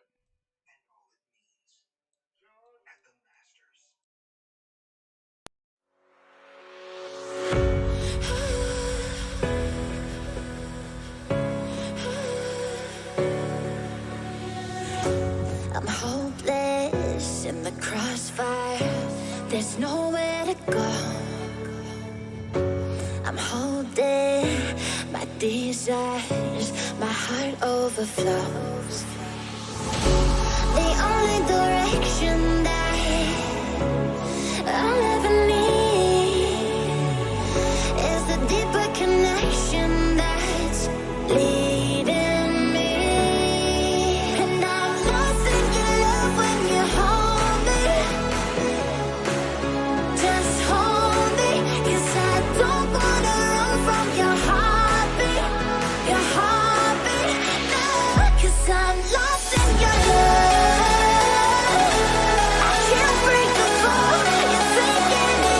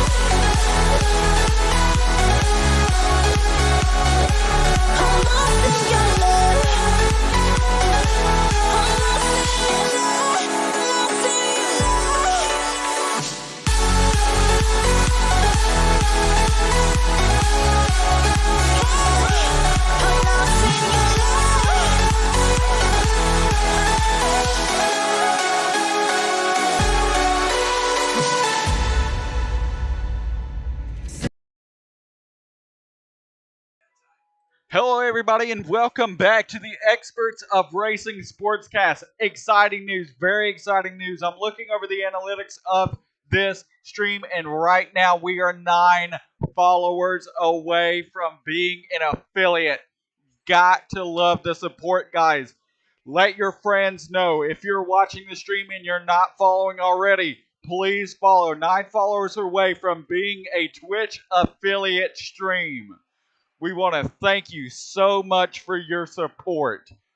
I mean, this has been our goal. We had started this about a month ago and have been promoting like crazy, and now currently 9 followers away from being a affiliated stream. Thank you so much, guys. Right now, we are waiting. The countdown to the second half has begun, so thank you for your patience and thank you for joining us. As soon as the action returns, we will be right back with you here live on the Experts of Racing Sportscast.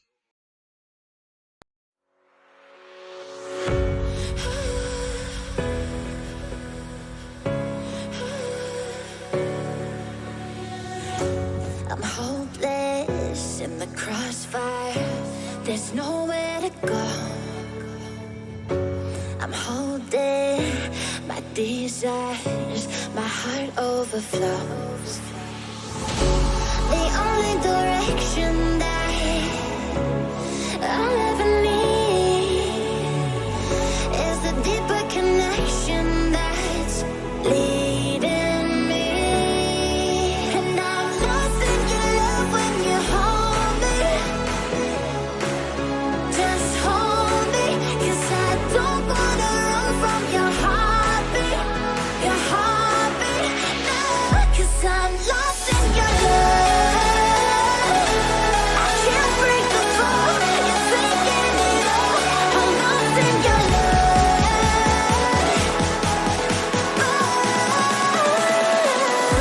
I'm lost in your love.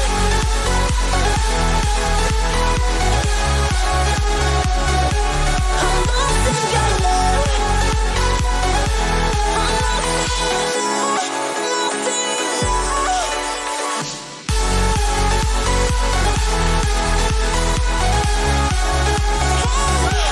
I'm lost in your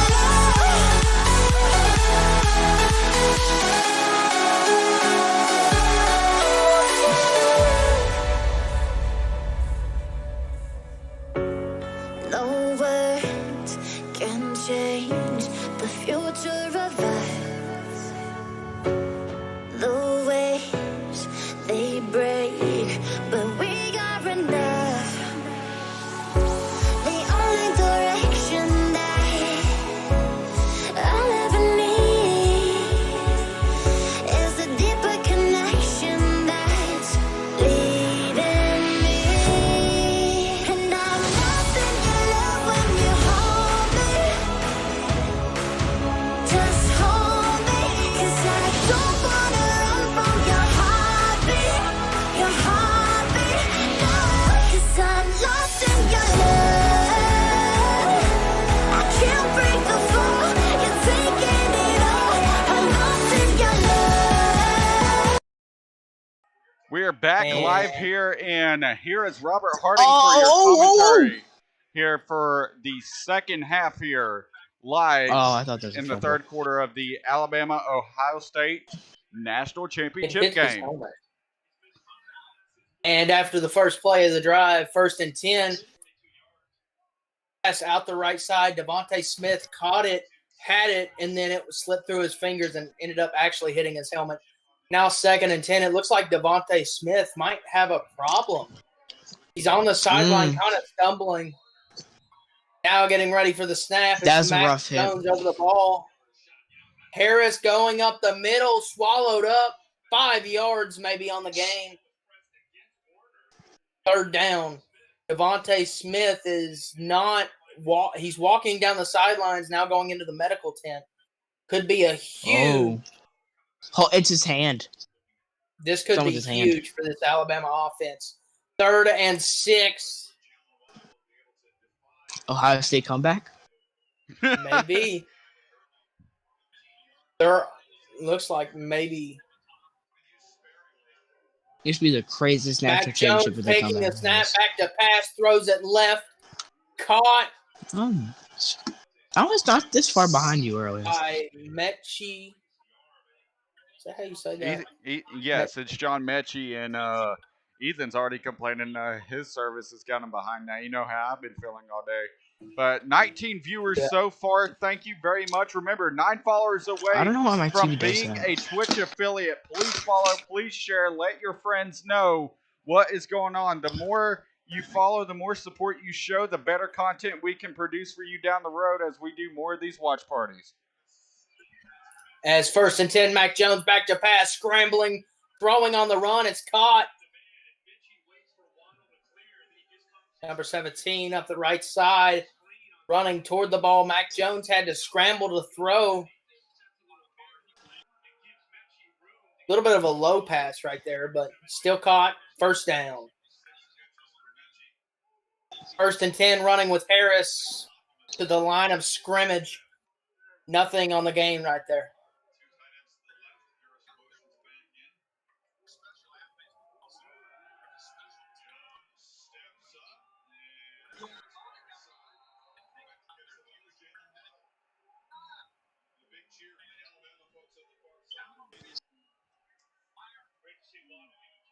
Looks like maybe a little bit of confusion. Now they don't have Devontae Smith as that wide receiver.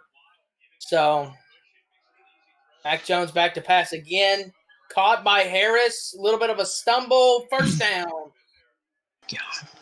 Harris is so good at breaking tackles. I know. And so hard to get him down. And every catch that he has gotten, he almost stumbles on it.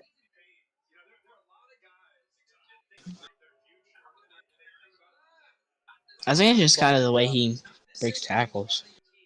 Yeah. Just kind of fakes him out. He's such a big guy, though. No small safety or anything like that. Wants to get in his way. I mean, and on the snap, 1st and 10, back to Harris and scrambles, but it's going to be a sack behind the line of scrimmage. Ohio, and limping off the field is Waddle. Jalen Waddle. Looks like he might be going to the medical tent. No, he's on the sideline. That's pretty big. limp. That's big for Alabama. 2 of their best receivers gone. We could see Devontae Smith return. There's been no word on him yet. Mac Jones over the ball, 2nd and 11.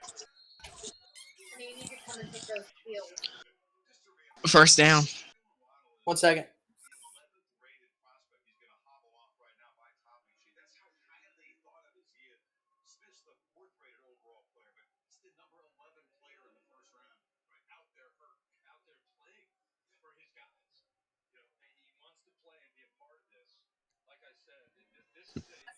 And now going to be in the red zone. A bunch of trips to the red zone today, but Here's the spray. Right now, one thing Ooh, I do little want pump fake. Right now, something I do want to commend Jalen Water on is his toughness and resilience in this game. He has proven and shown true leadership by what he's done in this game. Playing obviously hurt. I mean, he whenever he's not having to run out there on the field, you can see how much that ankle's bothering him, wincing in pain and hobbling off the field, if you even want to call it that. I mean, he has proven his toughness so far in this game. A ton of mental strength from Waddle, and Jones back to pass once again. 2nd and 5, scrambling to the left. It's going to be incomplete, a throwaway right there. He went under pressure. Now 3rd and 5. They are in field goal range. As I just spilled my drink all over me. And that's what happens when you're immersed into the game, folks. Oh, that's not going to be fun. Okay, I'll be right back. We'll get this play over with. I can wait. 3rd and 5, and Just try to draw him off. draw them all sides. And handoff to Harris up the middle. First down. He reached for it, and he got it.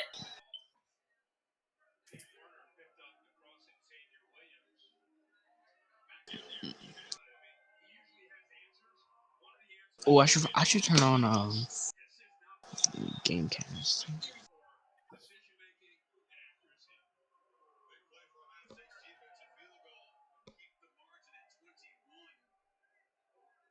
First and goal, handoff to Harris. Trying to go for the middle, taken down, line of scrimmage.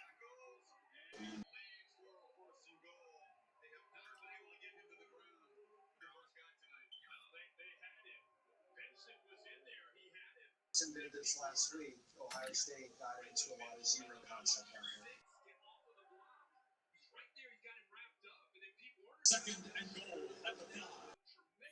Second and goal now.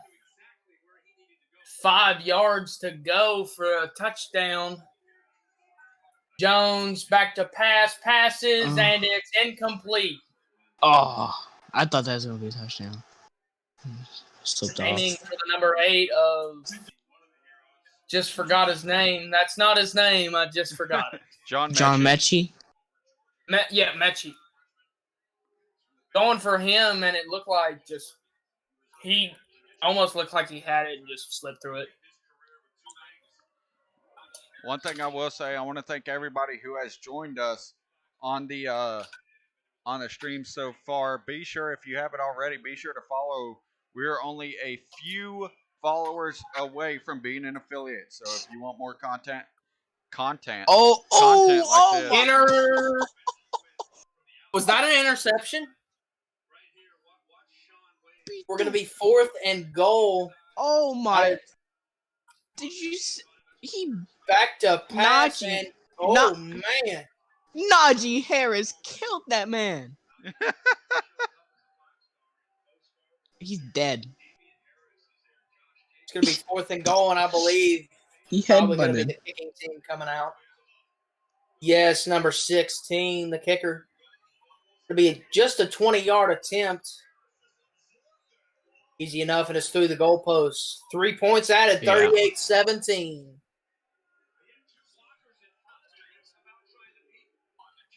He hasn't missed a field goal all season. Lead. So 3 touchdowns. They're down by 7:47 to go. Third quarter. But that was an impressive stop right there on the goal line. This could be the start of something for Ohio State, especially if their offense can get something going. We're down 21. They need 3 touchdowns. Yeah, I said it before halftime.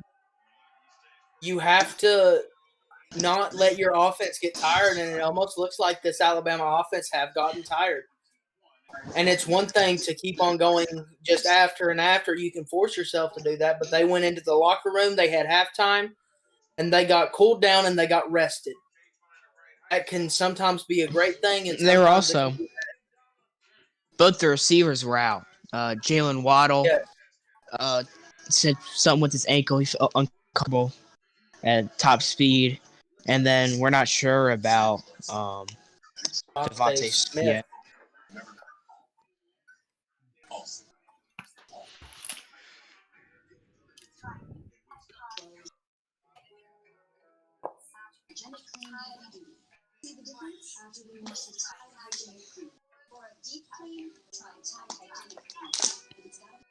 think in NFL terms, we've seen 49ers and the Chiefs go out in the Super Bowl last year. The Chiefs made a comeback. Could we be seeing an Ohio State comeback late in this game? Right now, they need to get points on the board. They need to be aggressive, and Justin Fields, even with that injury, needs to be possibly the most aggressive one on that team. He needs to get out of the pocket. He needs to mix things up.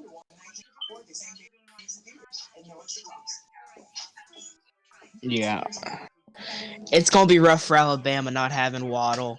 And if Smith has something, it looked like with his hand, and I think Josh would know, when your hand is messed up and you got to catch it, it is one of the worst. You're so uncomfortable having to catch it, in pain when The one thing that you have to do while catching the ball. About to say, there was one time football camp, I ended up having second degree burns on my hands, and we ended up wrapping it up. And in that same scrimmage game we did at a 7-on-7, I ended up dislocating my finger, and still with second degree burns and also a dislocated finger, I was still having to go out there and try to attempt to catch passes. It is not a good feeling. These guys have a lot of mental toughness to be able to do what they're doing, especially if Smith comes back into the game and play through that pain. I mean, he has my respect all the way.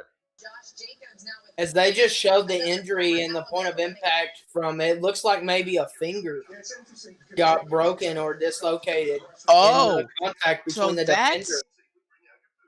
That's game, ain't it? Like, he's out for the game, I'd think. I mean, that broken finger. If it's broken, yes. I would say yes. If it's dislocated, no. If it's dislocated, I've seen some. Yeah.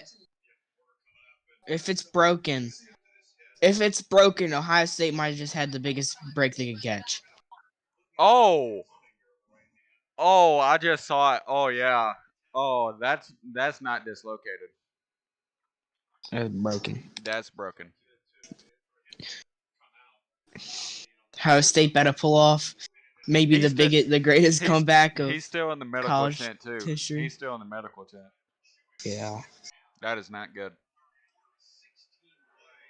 Devontae Smith was looking for a possible life-changing game. I mean, I was starting to predict him to get over 400 yards in this game, and now possibly he's stuck at 250. Did he get a catch? There's a chance that he's not going to get the record. And no, he's not. Not unless he can come back in this game. Heartbreaking. That is not good for him.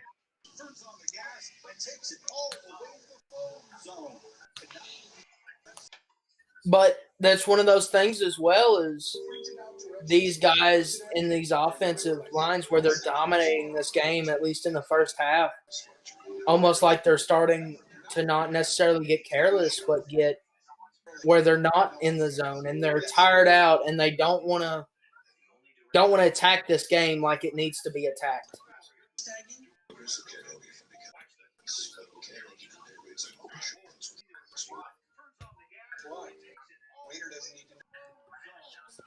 My name is Joseph, and a little thing I love about Chick-fil-A nuggets is they're so good every single time. You bite into that nugget, and it's just so crispy, but somehow juicy, that perfect balance. And then if you just grab a couple sauces, you're going to be If Justin Fields can bring this team back with more than likely broken ribs, I think that shows he's better than Zach Wilson. I don't know about Lawrence, but he has grit. There's no question to me about that. He's just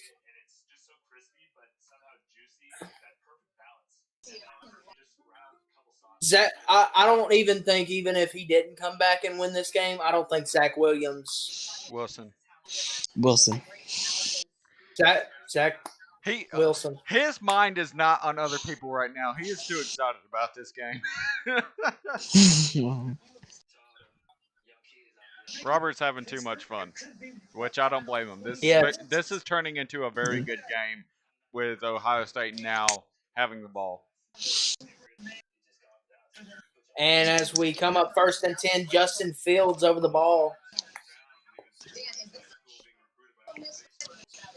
And snap, back to pass, running out of the pocket, and caught. Oh, first down.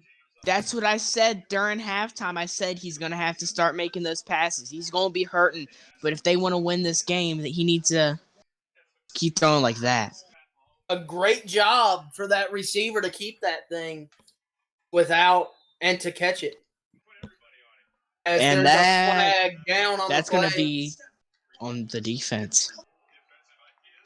Defense number 4, all-star, I believe. No offside.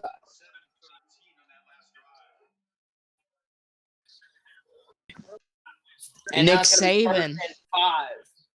he's watching that coaching record maybe slip away from his hands. He had full grasp on it, and now it might be slipping. As you know, six national championships for Saban. A win here would be 7. As Justin Fields going to keep it first down and more.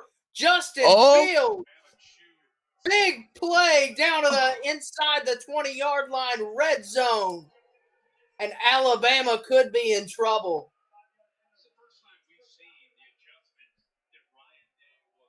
Wow. Gets a great block, picks up, absolutely breaks the ankles of the defender right there. And now going to be 1st and 10 at the 20.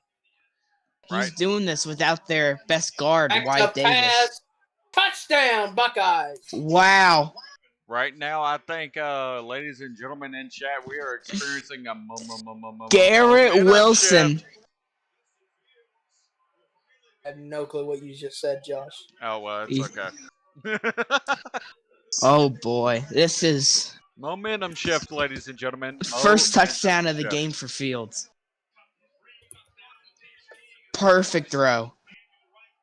Robert Be right back. already- I'm going to go to the rest. Beautiful throw. Robert's heading out. He is in chat right now. And that overall, this is what we talked about. Justin Fields. I thought he shanked it. That was really close. Justin Fields, this is exactly what he needed. He needed that touchdown pass. And right now, the stats have completely changed. Now he's 8 of 17, 127 yards, and the touchdown now. This is something to tell you. He has finally broke 100 yards. They held him to under 100 yards passing in the first half. Now, first touchdown and has finally broke 100 yards here in their initial drive of the second half.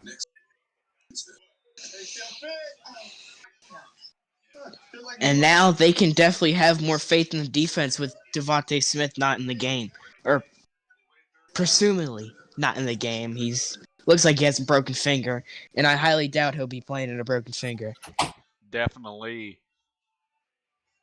Right now, still a 2-score game, so Ohio State still has their work cut out for them.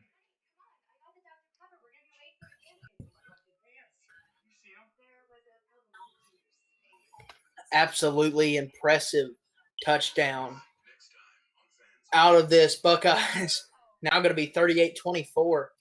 What a just great job.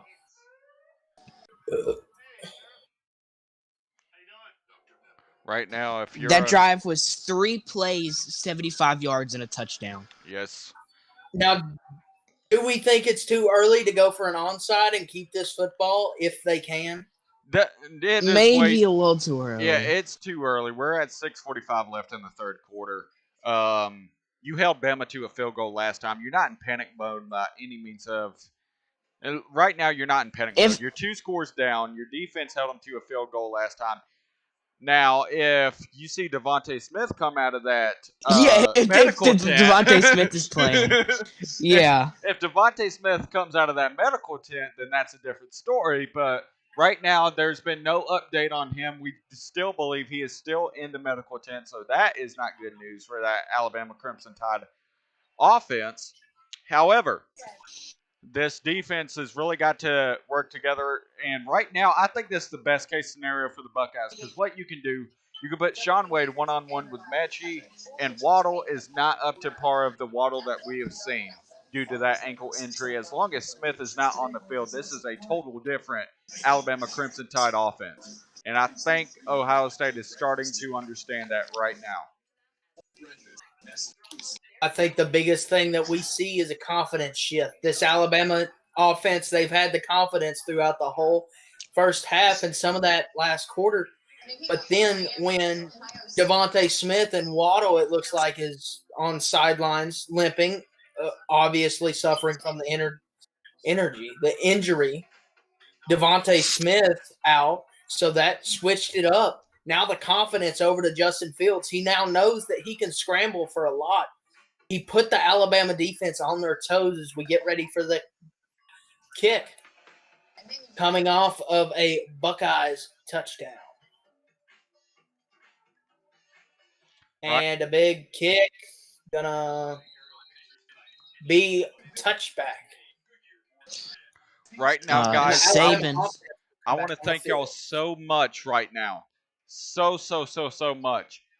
Currently, on this stream alone, we have gained 3 followers. We are currently, and I mean this currently, 6 away from our goal of 50 followers to become a Twitch affiliate stream. Please keep sharing. Please keep following. The support is greatly appreciated. So you can get back to Robert for commentary. Alrighty, and we are 1st and 10. Mac Jones over the football. Hand off to Harris up the middle. Past the line of scrimmage, gets swallowed up, maybe a yard on the game. And whoa, the Buckeye. It looks like the number 9. He was searching for space after that one. It's going to be 2nd down. And Devontae Smith is out of the medical tent. He has No, his it's not helmet in looking his good hand. though. Yeah. It's not looking good. A lot of towels. He does have a towel over that hand. It does not look like he has a glove on the hand that was injured. Mac Jones taking the snap. And it's caught. I think this will really prove what Mac Jones can do. This is a big chance. Oh yeah, he's it looks like he might be going to the locker room. And what was alarming to me is that receiver, he had running room if he could have kept that football, and he could have ran with it, but he didn't. He That's Waddle. went out of bounds. Maybe he doesn't want to get hit. Currently, Yeah. right now, looking at how they have that injury, it looks like they may have ice covering that hand to knock down some inflammation. So this could And he is be, going to the locker room. best case scenario, in my opinion, this could be a very severe dislocated finger. And it's caught. Oh. Big play. And intercepted. Possible interception. Unknown. It looks like it might have came out of the receiver's hands. Maybe a fumble. I'm unsure. Are they? Number 19 in the middle of the field, left side, runs with it. And I don't think that'll be it. His knee was down when that ball came out.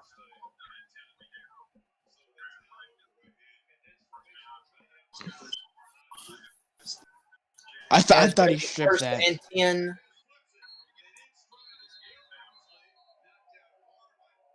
Devontae Smith is in Into the locker room.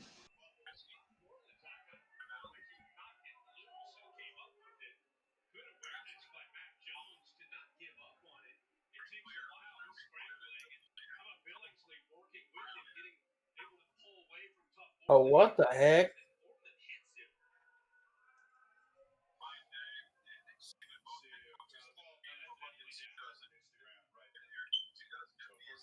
He jumps right there, and oh man, yeah, he had control That's when a he big hit the ground. hit. Yeah, that's a big hit though.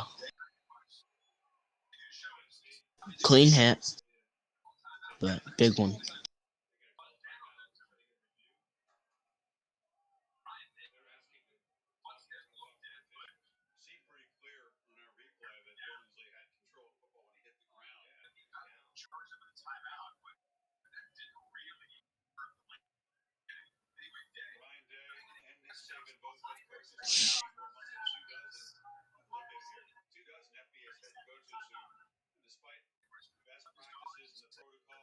And Buckeyes are going to lose a timeout right here, it looks like. This is interesting. Alabama still has all 3 of their timeouts, and now Buckeyes are going to lose one. What could this mean for later in this game?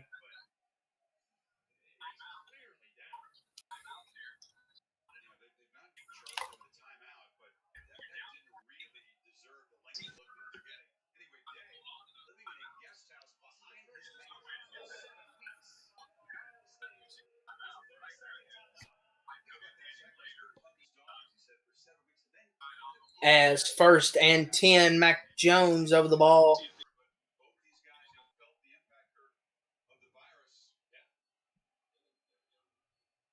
And back to pass. Mac Jones under pressure, running with it.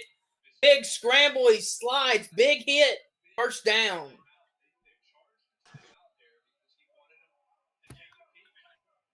Oh, Mac Jones is limping.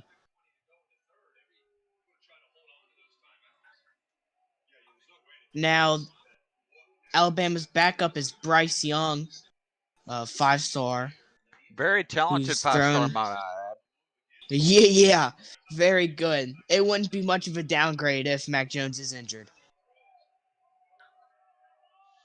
In my opinion, he adds more to the offense than Mac Jones does. He reminds me a lot by his play style.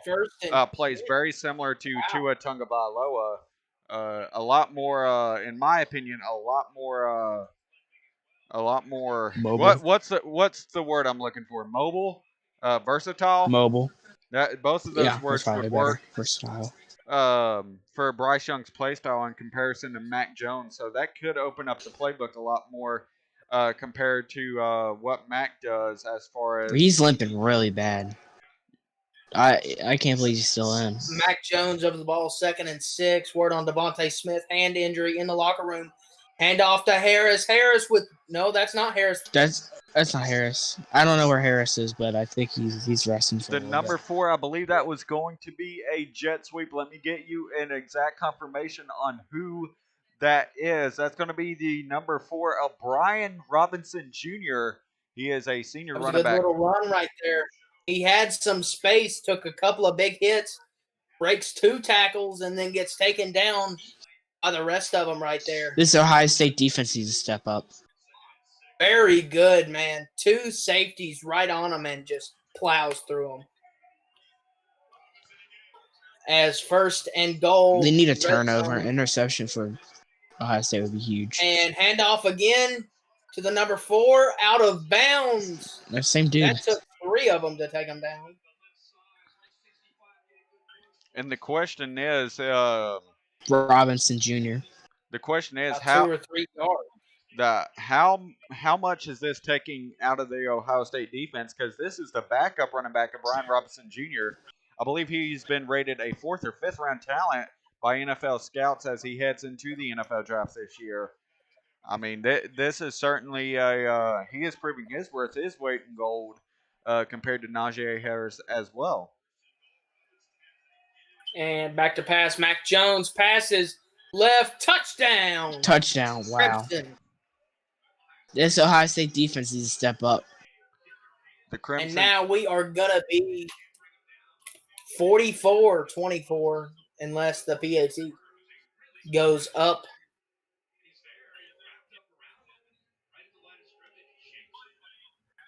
Now, Ethan, in your opinion, does the Buckeyes still have a shot to win this game, or is this too little too late? I've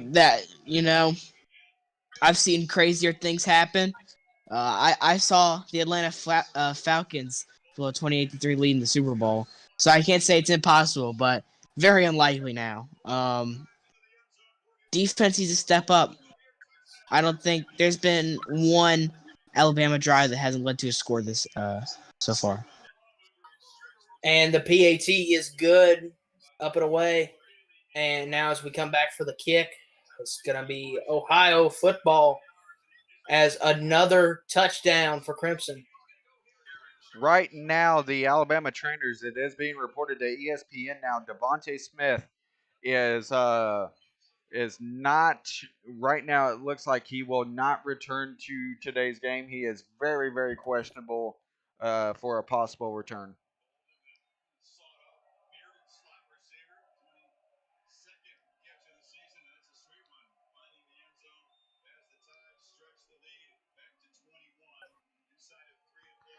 So you asked earlier, when is panic time now for Ohio State? I think we've hit that time. Yeah, now. They need to be urgent.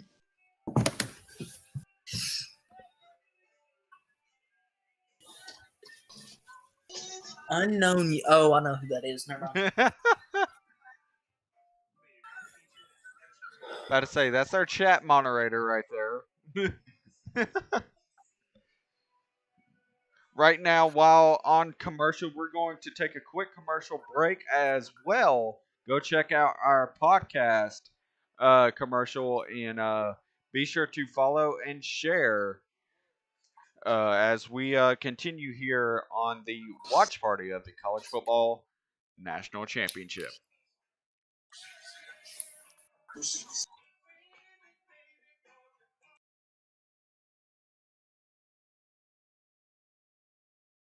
And guys, it's showtime. Boogity, boogity, boogity. Ooh, let's go racing today, boys.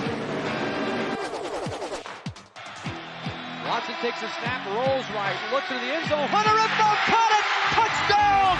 Touchdown! Welcome to WrestleMania!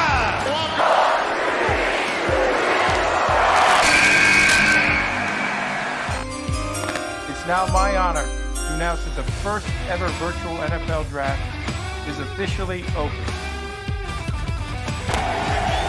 Blitz coming. Mariota throws in the end zone. Man is there. Touchdown, Titans!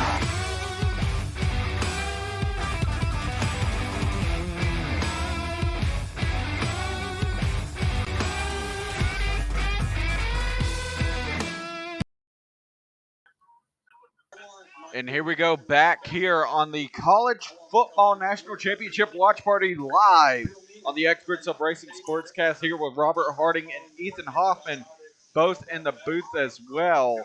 And definitely has been an interesting game to say the least. Ethan, we have watched Ohio State try to take advantage of some of the lacking adjustments that Alabama made at the beginning of this second half, but it seems to have stalled out at this point. Do they have a chance to build back that momentum, and what do they have to do with the amount of time that is left, as there is only 2 minutes and 52 seconds, actually just under 3 minutes left in the third quarter as they look to receive the ball here? Yeah, it's gonna be hard. This offense seems like it's unstoppable. Mac Jones is, 5 touchdowns in the game. They need to pressure him. That's the biggest thing. They're not getting to Mac Jones, and if you sack Mac Jones, you might have a better shot than playing pass coverage and having them burn you every play. Because even without Devontae Smith, you still got Jalen Waddle, who's still playing a good bit, and then you got some of your other receivers that are pretty good. It's gonna be hard. And over the ball, 1st and 10, Justin Fields taking the snap, fake, and on the run, pass, complete. First down. He needs to do more of those. They need to call a bunch of them play action passes. That's where Fields shines, is play action. But the thing with those play action passes is they need yards in a short amount of time right now.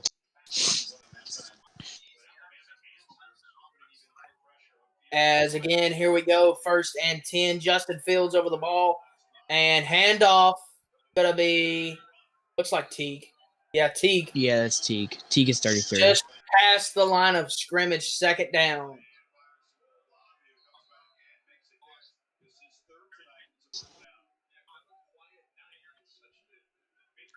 One thing I will say is Chris Olave needs to be brought more into the game plan. The huge game he had against Clemson. Right now, Robert may be having some technical difficulties right now. Yeah.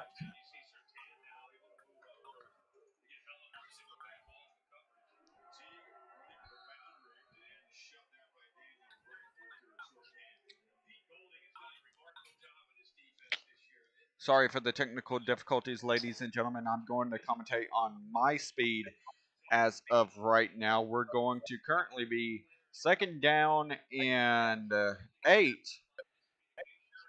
2 minutes, around 2 minutes left here in the third. Trips to the left. It's going to be a keeper by Justin Fields. He's going to slide down, looking to be about 3rd and 1, maybe 3rd and 2. As with the quarterback keeper there, he's going to slide down to protect himself.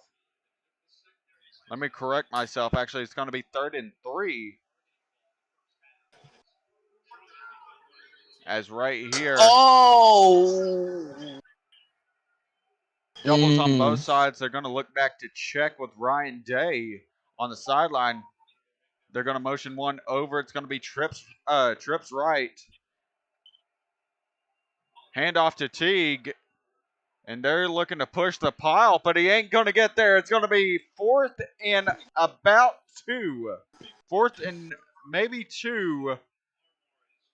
And I think they definitely have to go for it here. It's a no-question situation. They're going to keep the offense out on the field here, in which they do. Hand off to Teague here to the side. And, Alabama behind the line. He goes down. It's going to be turnover on downs. Alabama football. 1 minute left to go here in the third quarter.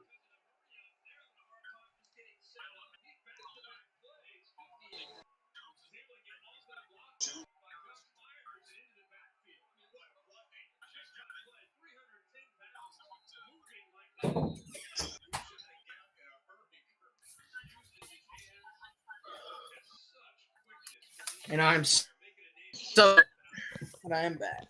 Okay, so technical difficulty has been fixed. Turnover on down, and I assume on your screen right now, Alabama is starting their drive. Don't know. I just got back. They've started the drive. Okay, 2nd and 10. It's going to be Mac Jones over the ball. Don't know what happened last play, but we're going to find out. Mac Jones back to pass. Fires downfield. Oh. And the Buckeyes might have just said goodbye to a national championship. Now in the red zone. What a play.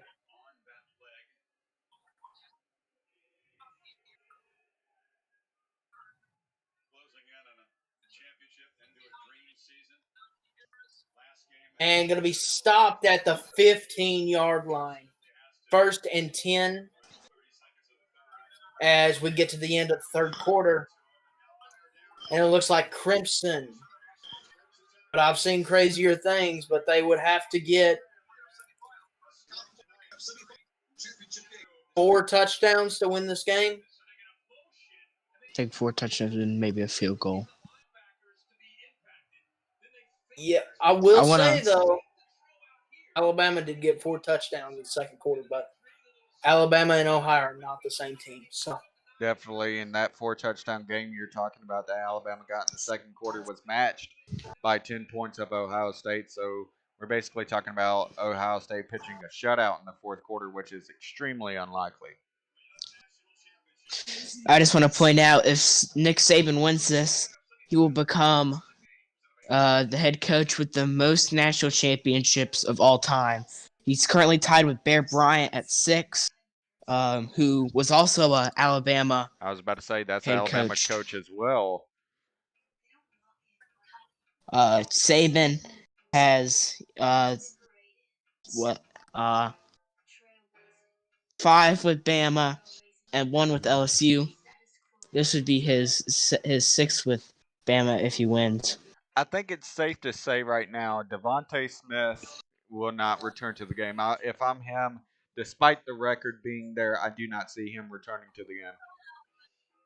There's no he has nothing left to prove. Who cares about the record at this point? 215 yards in the first half. That's absolutely crazy. So Devontae Smith can guarantee he's going to be a first-round draft pick. If he's not, these NFL guys are absolutely crazy. First round, if not top 5. That's something I'll say. Currently 10 viewers on Twitch. Thank you very much. Be sure to follow, share. We are so close to becoming an affiliate.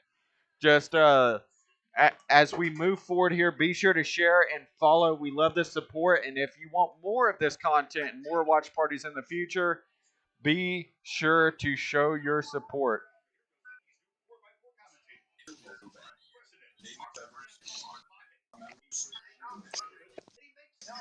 Keep on sharing the stream with your friends.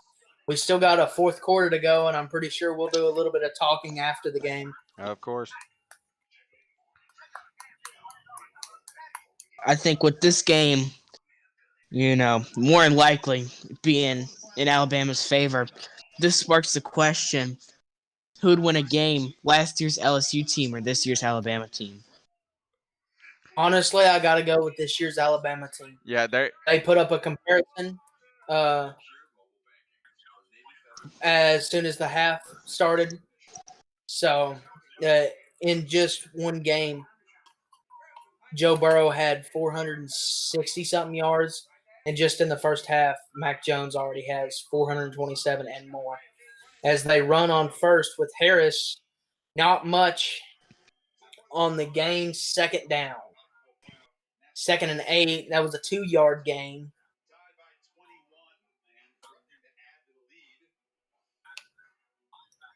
Eight yards, and they're at basically almost the goal line. They'll be first and goal in 8 yards. That made a whole lot of sense.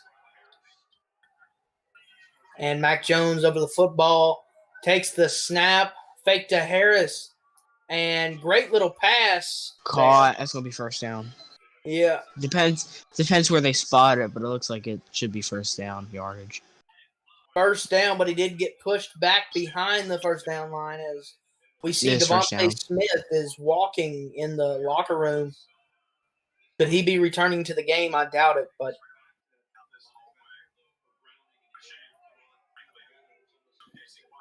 no, he's out. And yes, they're confirming that he is out. He is stopped, and you can tell he's frustrated that leaving. As Mac Jones, first and goal, takes the snap, run with Harris, and going to be short of the goal line. 2 yards to go, it looks like. That's going to be spotted at the 1. And that number 65 is a big old lineman. Holy crap. I would hate to be on this bad side. I couldn't help but say it. I'm a big boy myself, so fair. And Mac Jones again over the football. Looks like it's going to be another running play. Hand off to Harris. Touchdown, Crimson. And I think we can pretty well call it the Buckeyes. Yeah, they're done. I say the Buckeyes go out there and they try to put together as many points and as many big drives as they can and maybe get a shot at it, but I don't see it happening with a win. This game's been all over the place. There's a point where it's tied, and then a lot of us are saying, oh, Alabama shutout. And then Ohio State almost brought it back in, but Alabama. 52 points. 52-24, and I think a lot of stuff coming into this game was a lot of people had high hopes for the Ohio State offense and defense because of the win against Clemson, but as I know and as many other people know, Clemson was not playing their best game against Ohio State. Trevor Lawrence did not look like the same quarterback he did the week before, and I don't think that they tried as hard as they could have. So that's where I think you have to draw the line of what were we expecting out of Ohio State coming into this game. But I did expect a little bit more, even with the Justin Fields injury. God, it's just that Alabama team is so good. I don't. To add to your question from earlier, you asked this year's Alabama team, last year's LSU team. Bulls fan, our very own favorite Terry Radford in chat said, "Yeah, this year's Alabama team because LSU's defense was ass last year." Mm-hmm. So that and statistically, the Bama offense is better than the LSU defense from last year. Well, that makes sense. It's two different sides of the football, but no, I might have said that wrong. Jeez. The Alabama offense was better than the LSU offense from last year. My bad. Yes, there you go. You said the LSU defense. And I was like, what? Hold on, what? I mean, statistically, it was better. It had way more passing touchdowns. And to a certain point, I do agree with that. Joe Burrow did carry that team for much of the season last year on his shoulders. I mean, if you look at LSU from this year, they went out and they got their butt kicked basically the whole season. And Joe Burrow, I think, had a lot to do with him carrying that LSU offense and defense on his shoulder. Joe Burrow was such a diverse quarterback. We talk about one-dimensional players. Well, he was like a four-dimensional player. He could scramble, he could throw, he could do almost anything in the book, and even defenders pulled his pants down sometimes. That was not that funny, but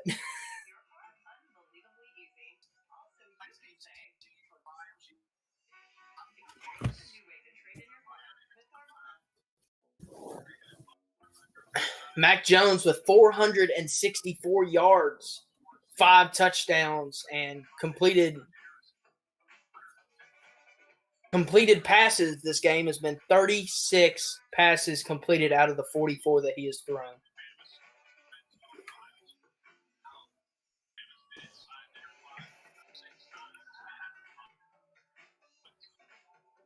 %81 completion rate for Mac Jones.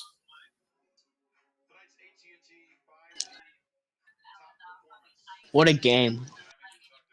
And it does look like Mac Jones is in a little bit of pain on the bench. He's receiving treatment from the trainer on that leg after he was injured, whether it was a bad injury or not. But he does look like he is in a bit of pain.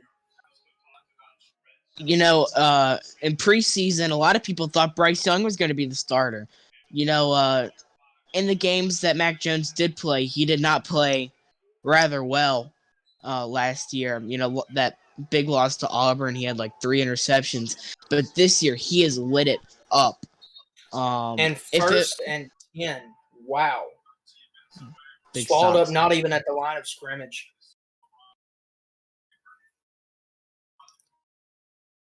I don't think they can run this ball and get points on the board. I don't think they can run this ball and get yards.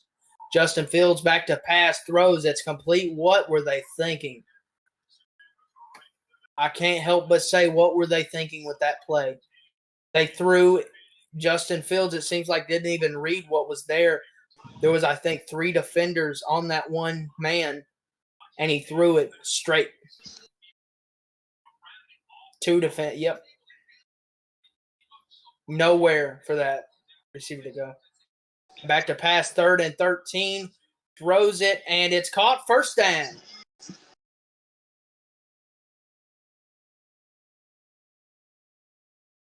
And yes, they did get the first down. They did succeed, but they didn't succeed on 2 plays.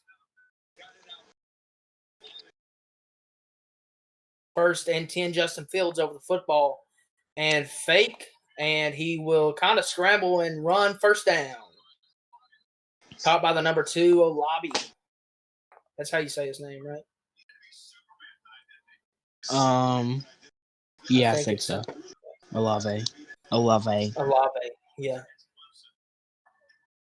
And back to pass, 1st and 10, and throwing deep, and it is incomplete. Almost intercepted. There was a lot of contact on the throw. No flag will go down. I bet the people who bet the over on the Ohio State game is very happy. Out of 28 passes in Clemson last weekend, he completed 22, just 12 out of 21 tonight. This Alabama defense have been on him. And actually, they haven't really. He's just not thrown very good passes. And back to pass again, not really scrambling, staying still in the pocket. 2nd and 10 is going to wind up with about probably 3rd and 6. Currently, right now, just to tell you the overall of what we're looking at here, you talked about guys with the over-under as far as the game. Voles, you're going to have some explaining to do to Mama Voles based on what you said on the podcast. as there is a flag on the play. Offense number 70 for a false start. Huge. They could not afford this. Almost lost this game completely, and they could really not afford a flag as they're going to be back 3rd and 10.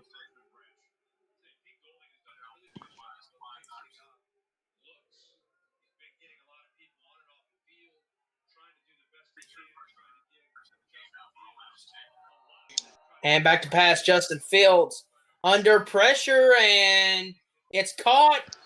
First down. What a catch. I couldn't see who that was, but that was a great catch.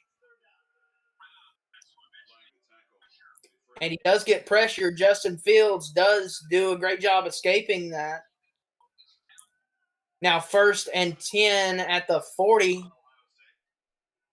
Running it right with the 24 and get past the line of scrimmage a couple of yards. Probably 2nd and 8.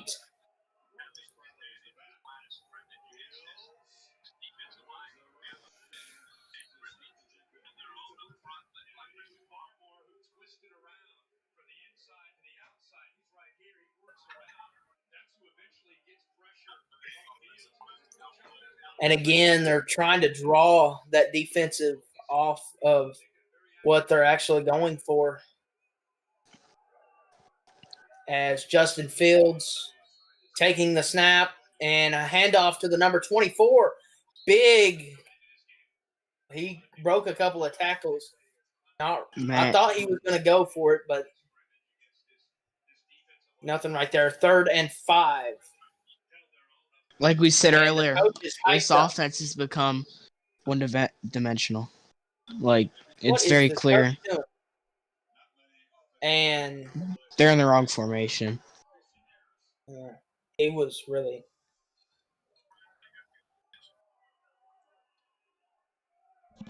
And here they go. Justin Fields back to pass. Under a little bit of pressure. Now going to scramble. First down and more, out of bounds. Does not get hit. He does not want to get hit. First down, and it looks like a couple of yards.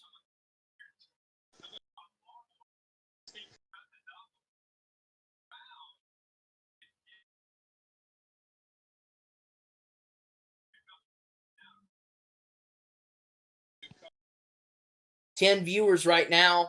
Been going for 3 hours. It's been a very exciting game. But pretty one-sided as Justin Fields takes the ball. And they're going to – that was interesting. Fields completed the pass to Lave, and Lave just kind of slid down. Was not in any coverage. I need to take a drink. Getting caught up on my words. 2nd down, Justin Fields takes the snap back to pass and throwing deep for the end zone. Touchdown. Touchdown.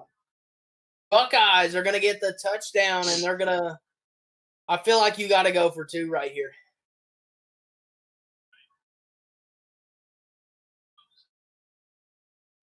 Go for 2, and then maybe the onside. Oh, that was close. I don't know if the ball broke the line. That play might go under review, like right there, folks. And it does go over the line, but then out of bounds he goes. That should be a touchdown. As it looks like they're just going to go for the PAT, but could be a fake.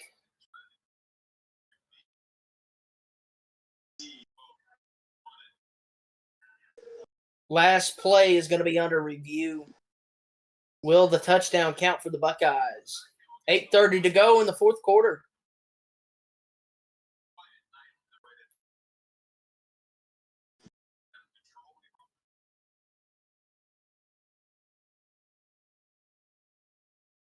Now, Ethan, in your opinion, do you think he kept control throughout? I think that's a touchdown. I think he kept control across the plane. Should be a touchdown.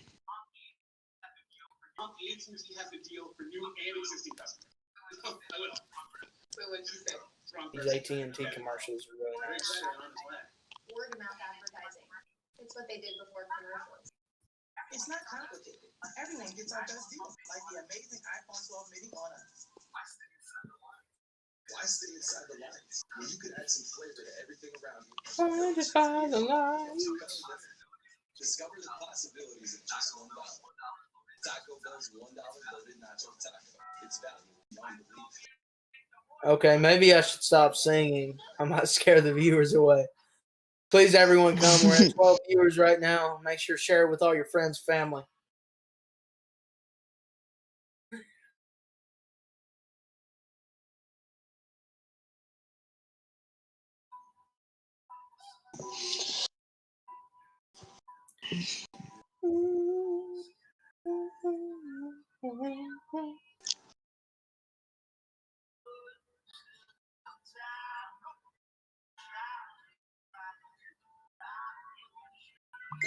Whoa.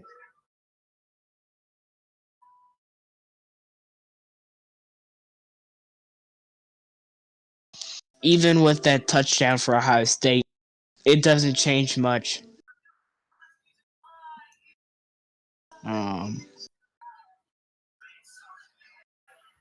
Yeah, it don't change a lot. Bama's still up by like 3 or 4 touchdowns.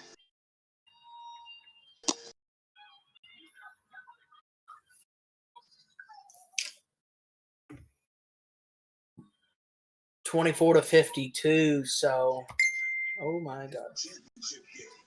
Presented by AT&T. AT&T 5G. Fast, reliable, secure. And in part by Taco Bell's Nacho Fry. And Dr. Pepper, the official drink of Fansville. 28-point deficit, so they need exactly 4 touchdowns and 4 PATs to keep up. Yeah, that's not gonna happen. Watching that angle, I don't know if he kept control. That might not be a touchdown. He was out of bounds, though, when he did lose it, so I don't know. I don't think that really matters. I think it's if he kept control. And they're going to rule it as not a touchdown. Yeah, it did kind of look like his. And Justin Fields, just the look in his eye, it just looks of defeat. Looks like he doesn't want to be playing anymore. And see what he can do here over the snap. Takes it in, back to pass, and he's going to scramble for it. Throws on the run, first down. And going to be taken in at the 12. The receiver, a little bit of trouble. Nope, not the receiver. Justin Fields, a little bit of trouble getting up. Looks like he might have got drilled after, as there is a flag on the field.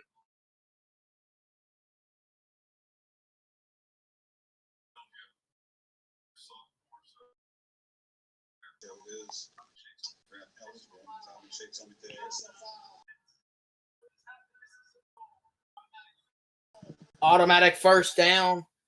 It's a personal foul. It looks like off the number 58, roughing the passer. Oh, man, that was a late hit. Yeah. I don't think that big old lineman had much control of where he was hitting or not, but he did hit.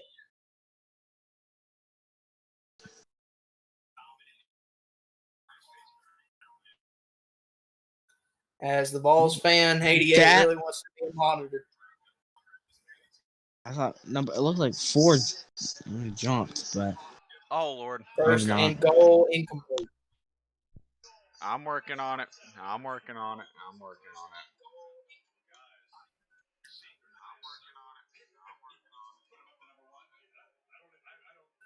We're going to be second and goal. Justin Fields after the incompletion.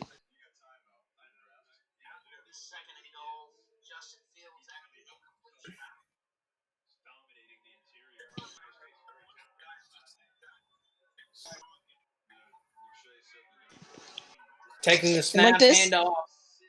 And no, not a handoff. It was a fake. This game for Ohio State hasn't been bad. I think Alabama's just very good.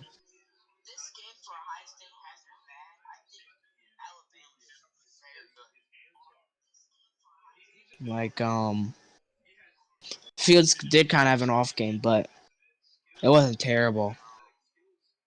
Oh, that might be pass interference right there. Yeah, they're not going to call it though. That was, to me, that was definitely pass interference. The refs are not going to call it. Justin Fields, 3rd and goal. It would suck to leave this drive with only a field goal, but it's looking like it is maybe a touchdown. He might have went out of No. bounds. They're calling it as out of bounds.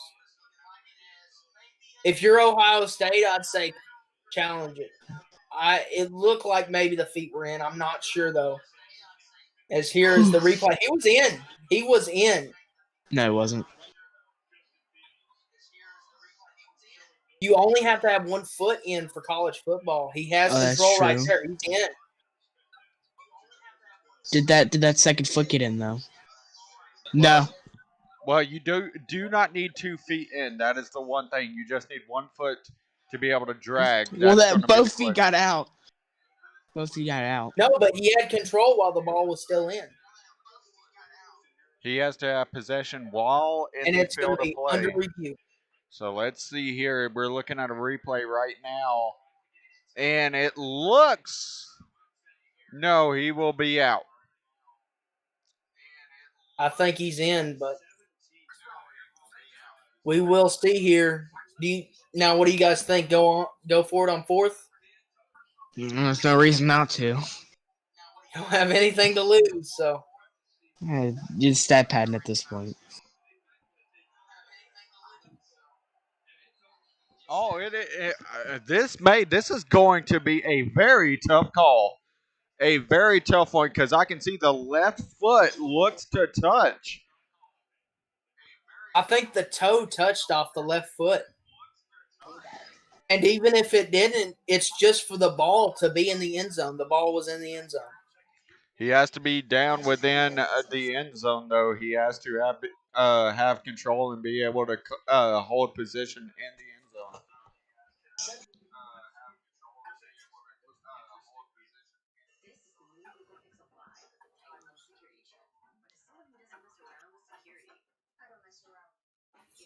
It is 11:31 Eastern Time, 10:31 Central, and this is shaping up to be one of the better college football games, even though it's been a one-sided affair.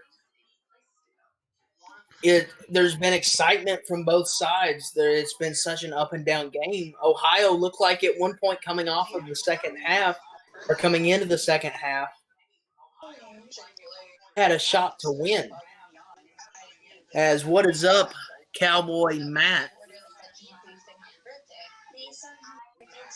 Roll Tide. Well, it looks like they're rolling right into a state championship right now, as we have 7:54 left to go in the fourth quarter. 52-24 is the score.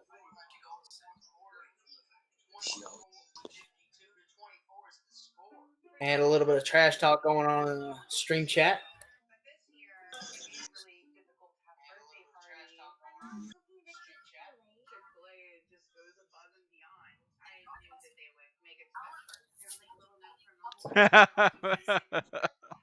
I'm looking at the chat right now. Vols, I think that apology should be coming soon to Mama Vols.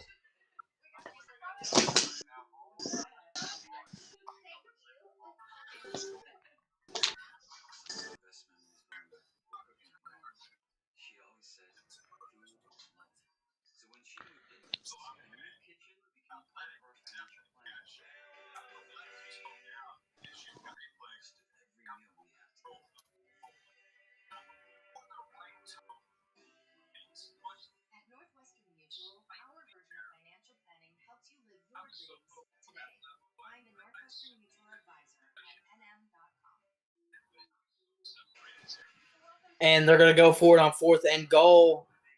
That was not a touchdown. Justin Fields over the ball. And Justin Fields taking the snap back to pass. Running under pressure. And running and, oh my goodness, incomplete. He was wide open and the receiver did not catch it. Oh my God. You look at Justin Fields. That's the disappointment in his face is why That wasn't on Fields. That was all on the receiver. It could. Yeah. It maybe is a little high.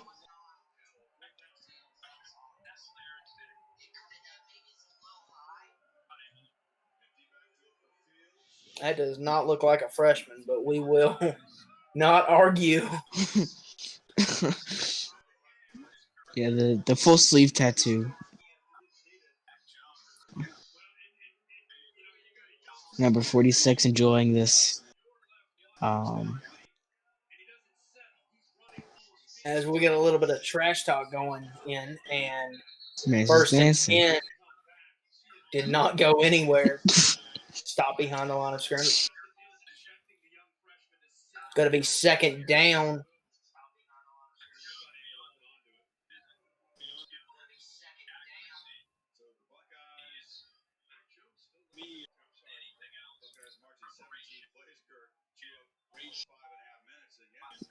Mac Jones with 464 yards this season as Devontae Smith returning onto the field, but not no football gear on his body as handoff to Harris on 2nd and 9. A little bit of a pickup right there.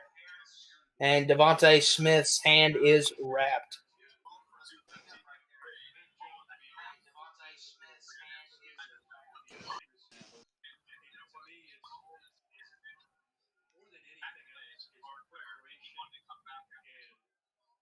Sub Matty Ice.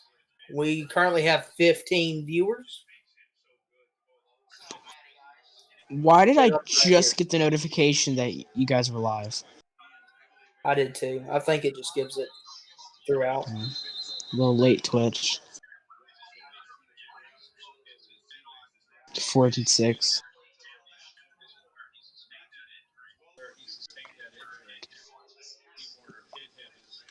Guys, remember, be sure to follow and share the stream. Even though we are coming to the end of this game, be sure to follow once again and share the stream. We're only a few followers away from reaching the 50 we need to become a Twitch affiliate. So keep that in mind.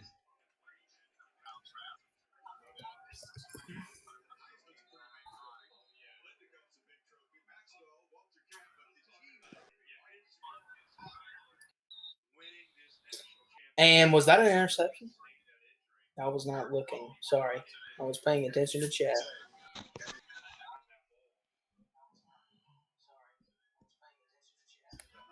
$19 viewers right here, getting toward the end of the game. 6:32 to go here in the fourth quarter.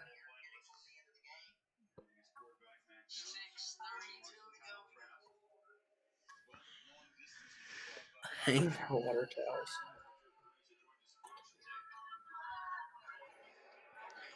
This game feels like it's been on for a long time. It feels very long.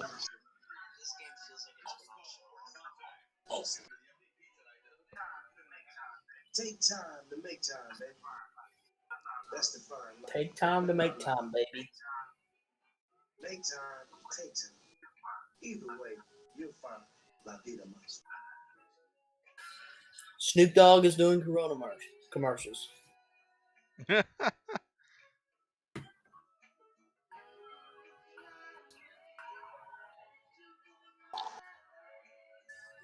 I just realized I said Corona commercials. Great job. Great job. We're going to get canceled now. Thank you. Mm-hmm.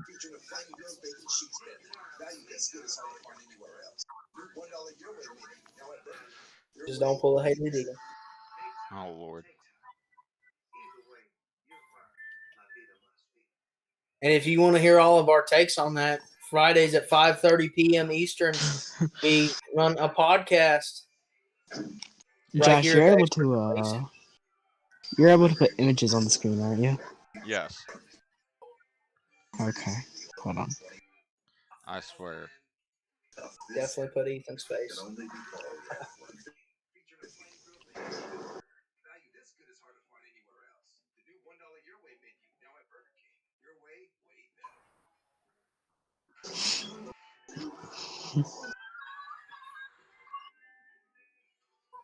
It's Billy O lineman.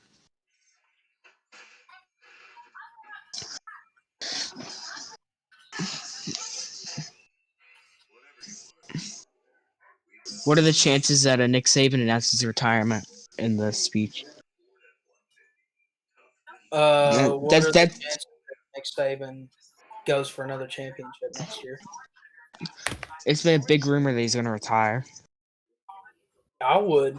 You're on top of your game. I doubt that there'll be anyone else that'll do anything. So Well, get out of he's got so much money. It's not like you could tell he likes it, but still, he's got the most national championships for a head coach. No one's even close to him. So, And as we're what back, Dabo has like 3. Justin Fields over the football, 1st and 10. And Justin Fields under pressure, sacked. Oh! Behind the line of scrimmage. Why do they keep showing the same dude? It's not playing. They keep showing 69. Nice, but Yeah, I don't even think he's playing. Oh.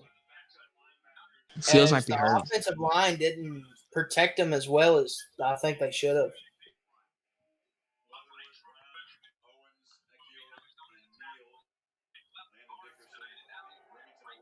And here we go. Back Justin Fields. Back to pass again under pressure and complete. Deep. And I don't know why he continued to try to run, but he did. 3rd down now.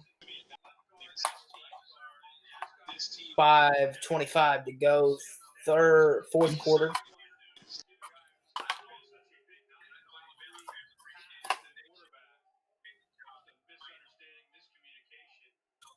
We're going to be 3rd and 15. Justin Fields over this football. And it looks like maybe set up for a Hail Mary. Yes. Nope. As under pressure, he's going to get sacked. No, he threw the ball out. The ball as Fields needing help to get back up. And Nick Saban looks. Fields is taking a beating. I know. The O-line ain't helping. Which he doesn't have all the O-line that he normally does. Yeah, a lot of them are out. I'm surprised you even got the game in today. As here we go, and the punting team kicking. And why don't you go for it on 4th down? Well, it's simple. You don't have a quarterback that's ready. You don't have a quarterback that's good. Right now, he's good, but he's not up to par with what he can normally do. So, Nick Saban starting to shake hands on the sidelines.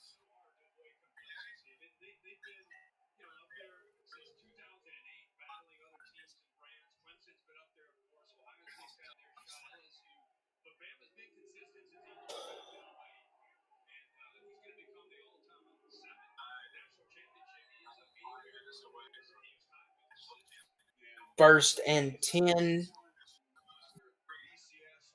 Mac Jones. Over it. He's going to hand off to the number 4. 1st down, and Moore takes a big hit right across that 1st down line.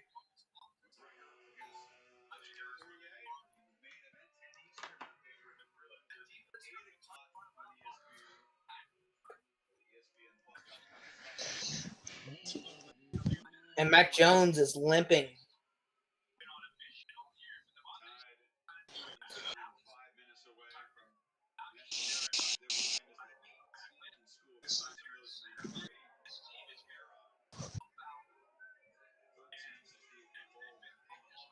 First and 10. 420. Mac Jones takes the snap, handoff. They're going to run it again and a couple of yards on the gain.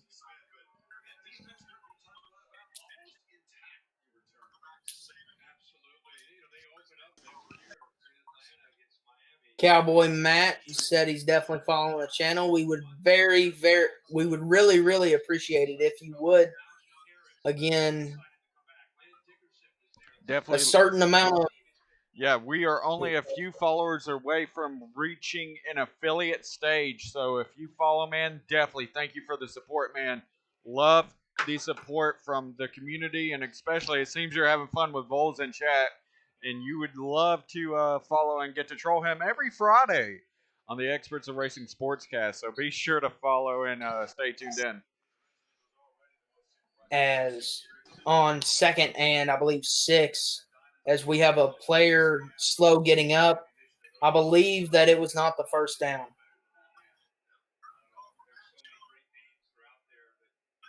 And they're gonna put in Bryce Young. Yep.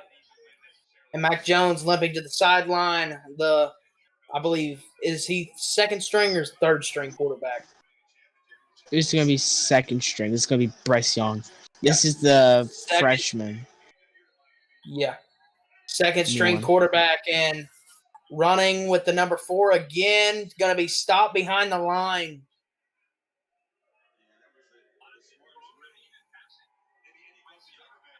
We are going to go 1st and 10. Should be second.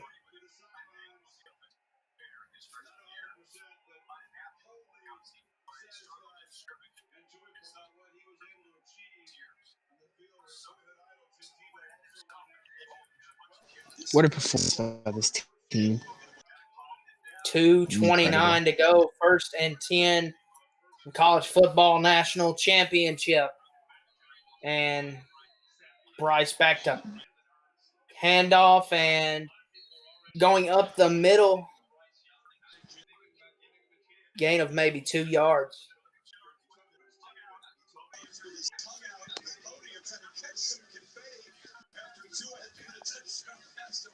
"2018, they were the champions, and it looks like, again, going to be champions here in about a minute and 53. 3rd and 9.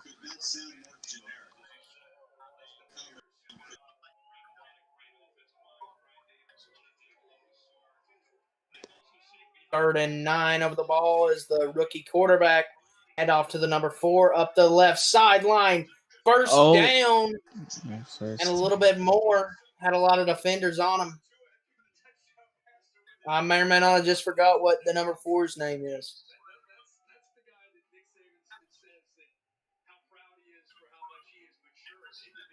What is his name?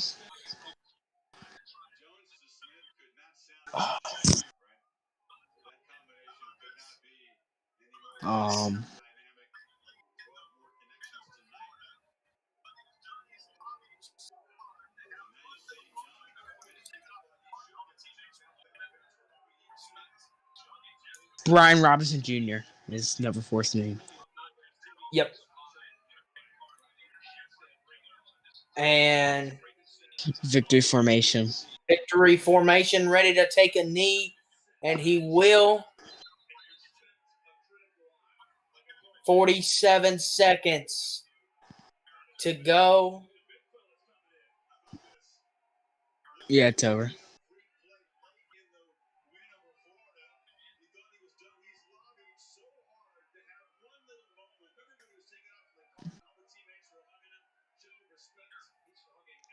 And Justin Fields, the look of defeat on the sidelines coming into this game hurt as another victory formation. 15 seconds to go. And the Crimson Tide, Alabama, is your national college football champions for 2021 and 2020. Same difference, you know. Well, I mean, it was a very extensive game. Alabama Crimson Tide scoring the most points ever in a national championship game. In this one, Devontae Smith did not get the yardage, but he got the receptions record for most in a national championship game. And overall, it was a great game all around from both sides. Mac Jones now has the NCAA record for most passing yards in a championship game. And that as well, record-setting for the Alabama Crimson Tide. Nick Saban now has the most national champions out of any coach in college football history. And, I mean, overall, I think it was a great game by both sides. Both sides showed heart, and I mean, this is going to be really something. This is going to be something to talk about on Friday on the podcast. Be sure you join that with our own review. Also, keep in mind as we look at NNR, 9:30 tomorrow, 8:30 Wednesday, and 8:30 Thursday. You can catch Repeat and all of his assorted guests on his channel. Be sure to go check him out at Repeat 1975 on Twitch. And as we finish this up, of course, thank you to everybody who tuned in. Thank you to Ethan Hoffman and Robert Harding, both up here in the booth. Thank you to our chat monitors, unknown user and Bulls fan 88, and thank you to all those who once again tuned in and followed. We love the support. If you shared, thank you as well. You're a vital part of our community, and also, like I mentioned, be sure to come check us out this Friday. Let's see if I can possibly try to bring it up.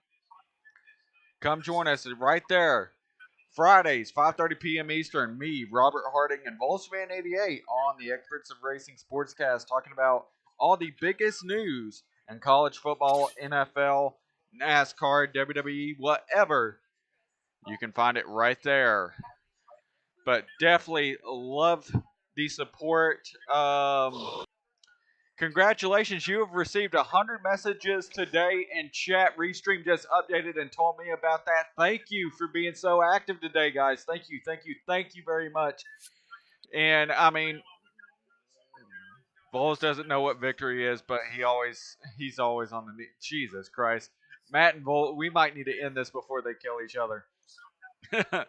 But with that being said, for Robert Harding and Ethan Hoffman up here in the booth, we want to thank you guys for joining us, and we will catch you next time.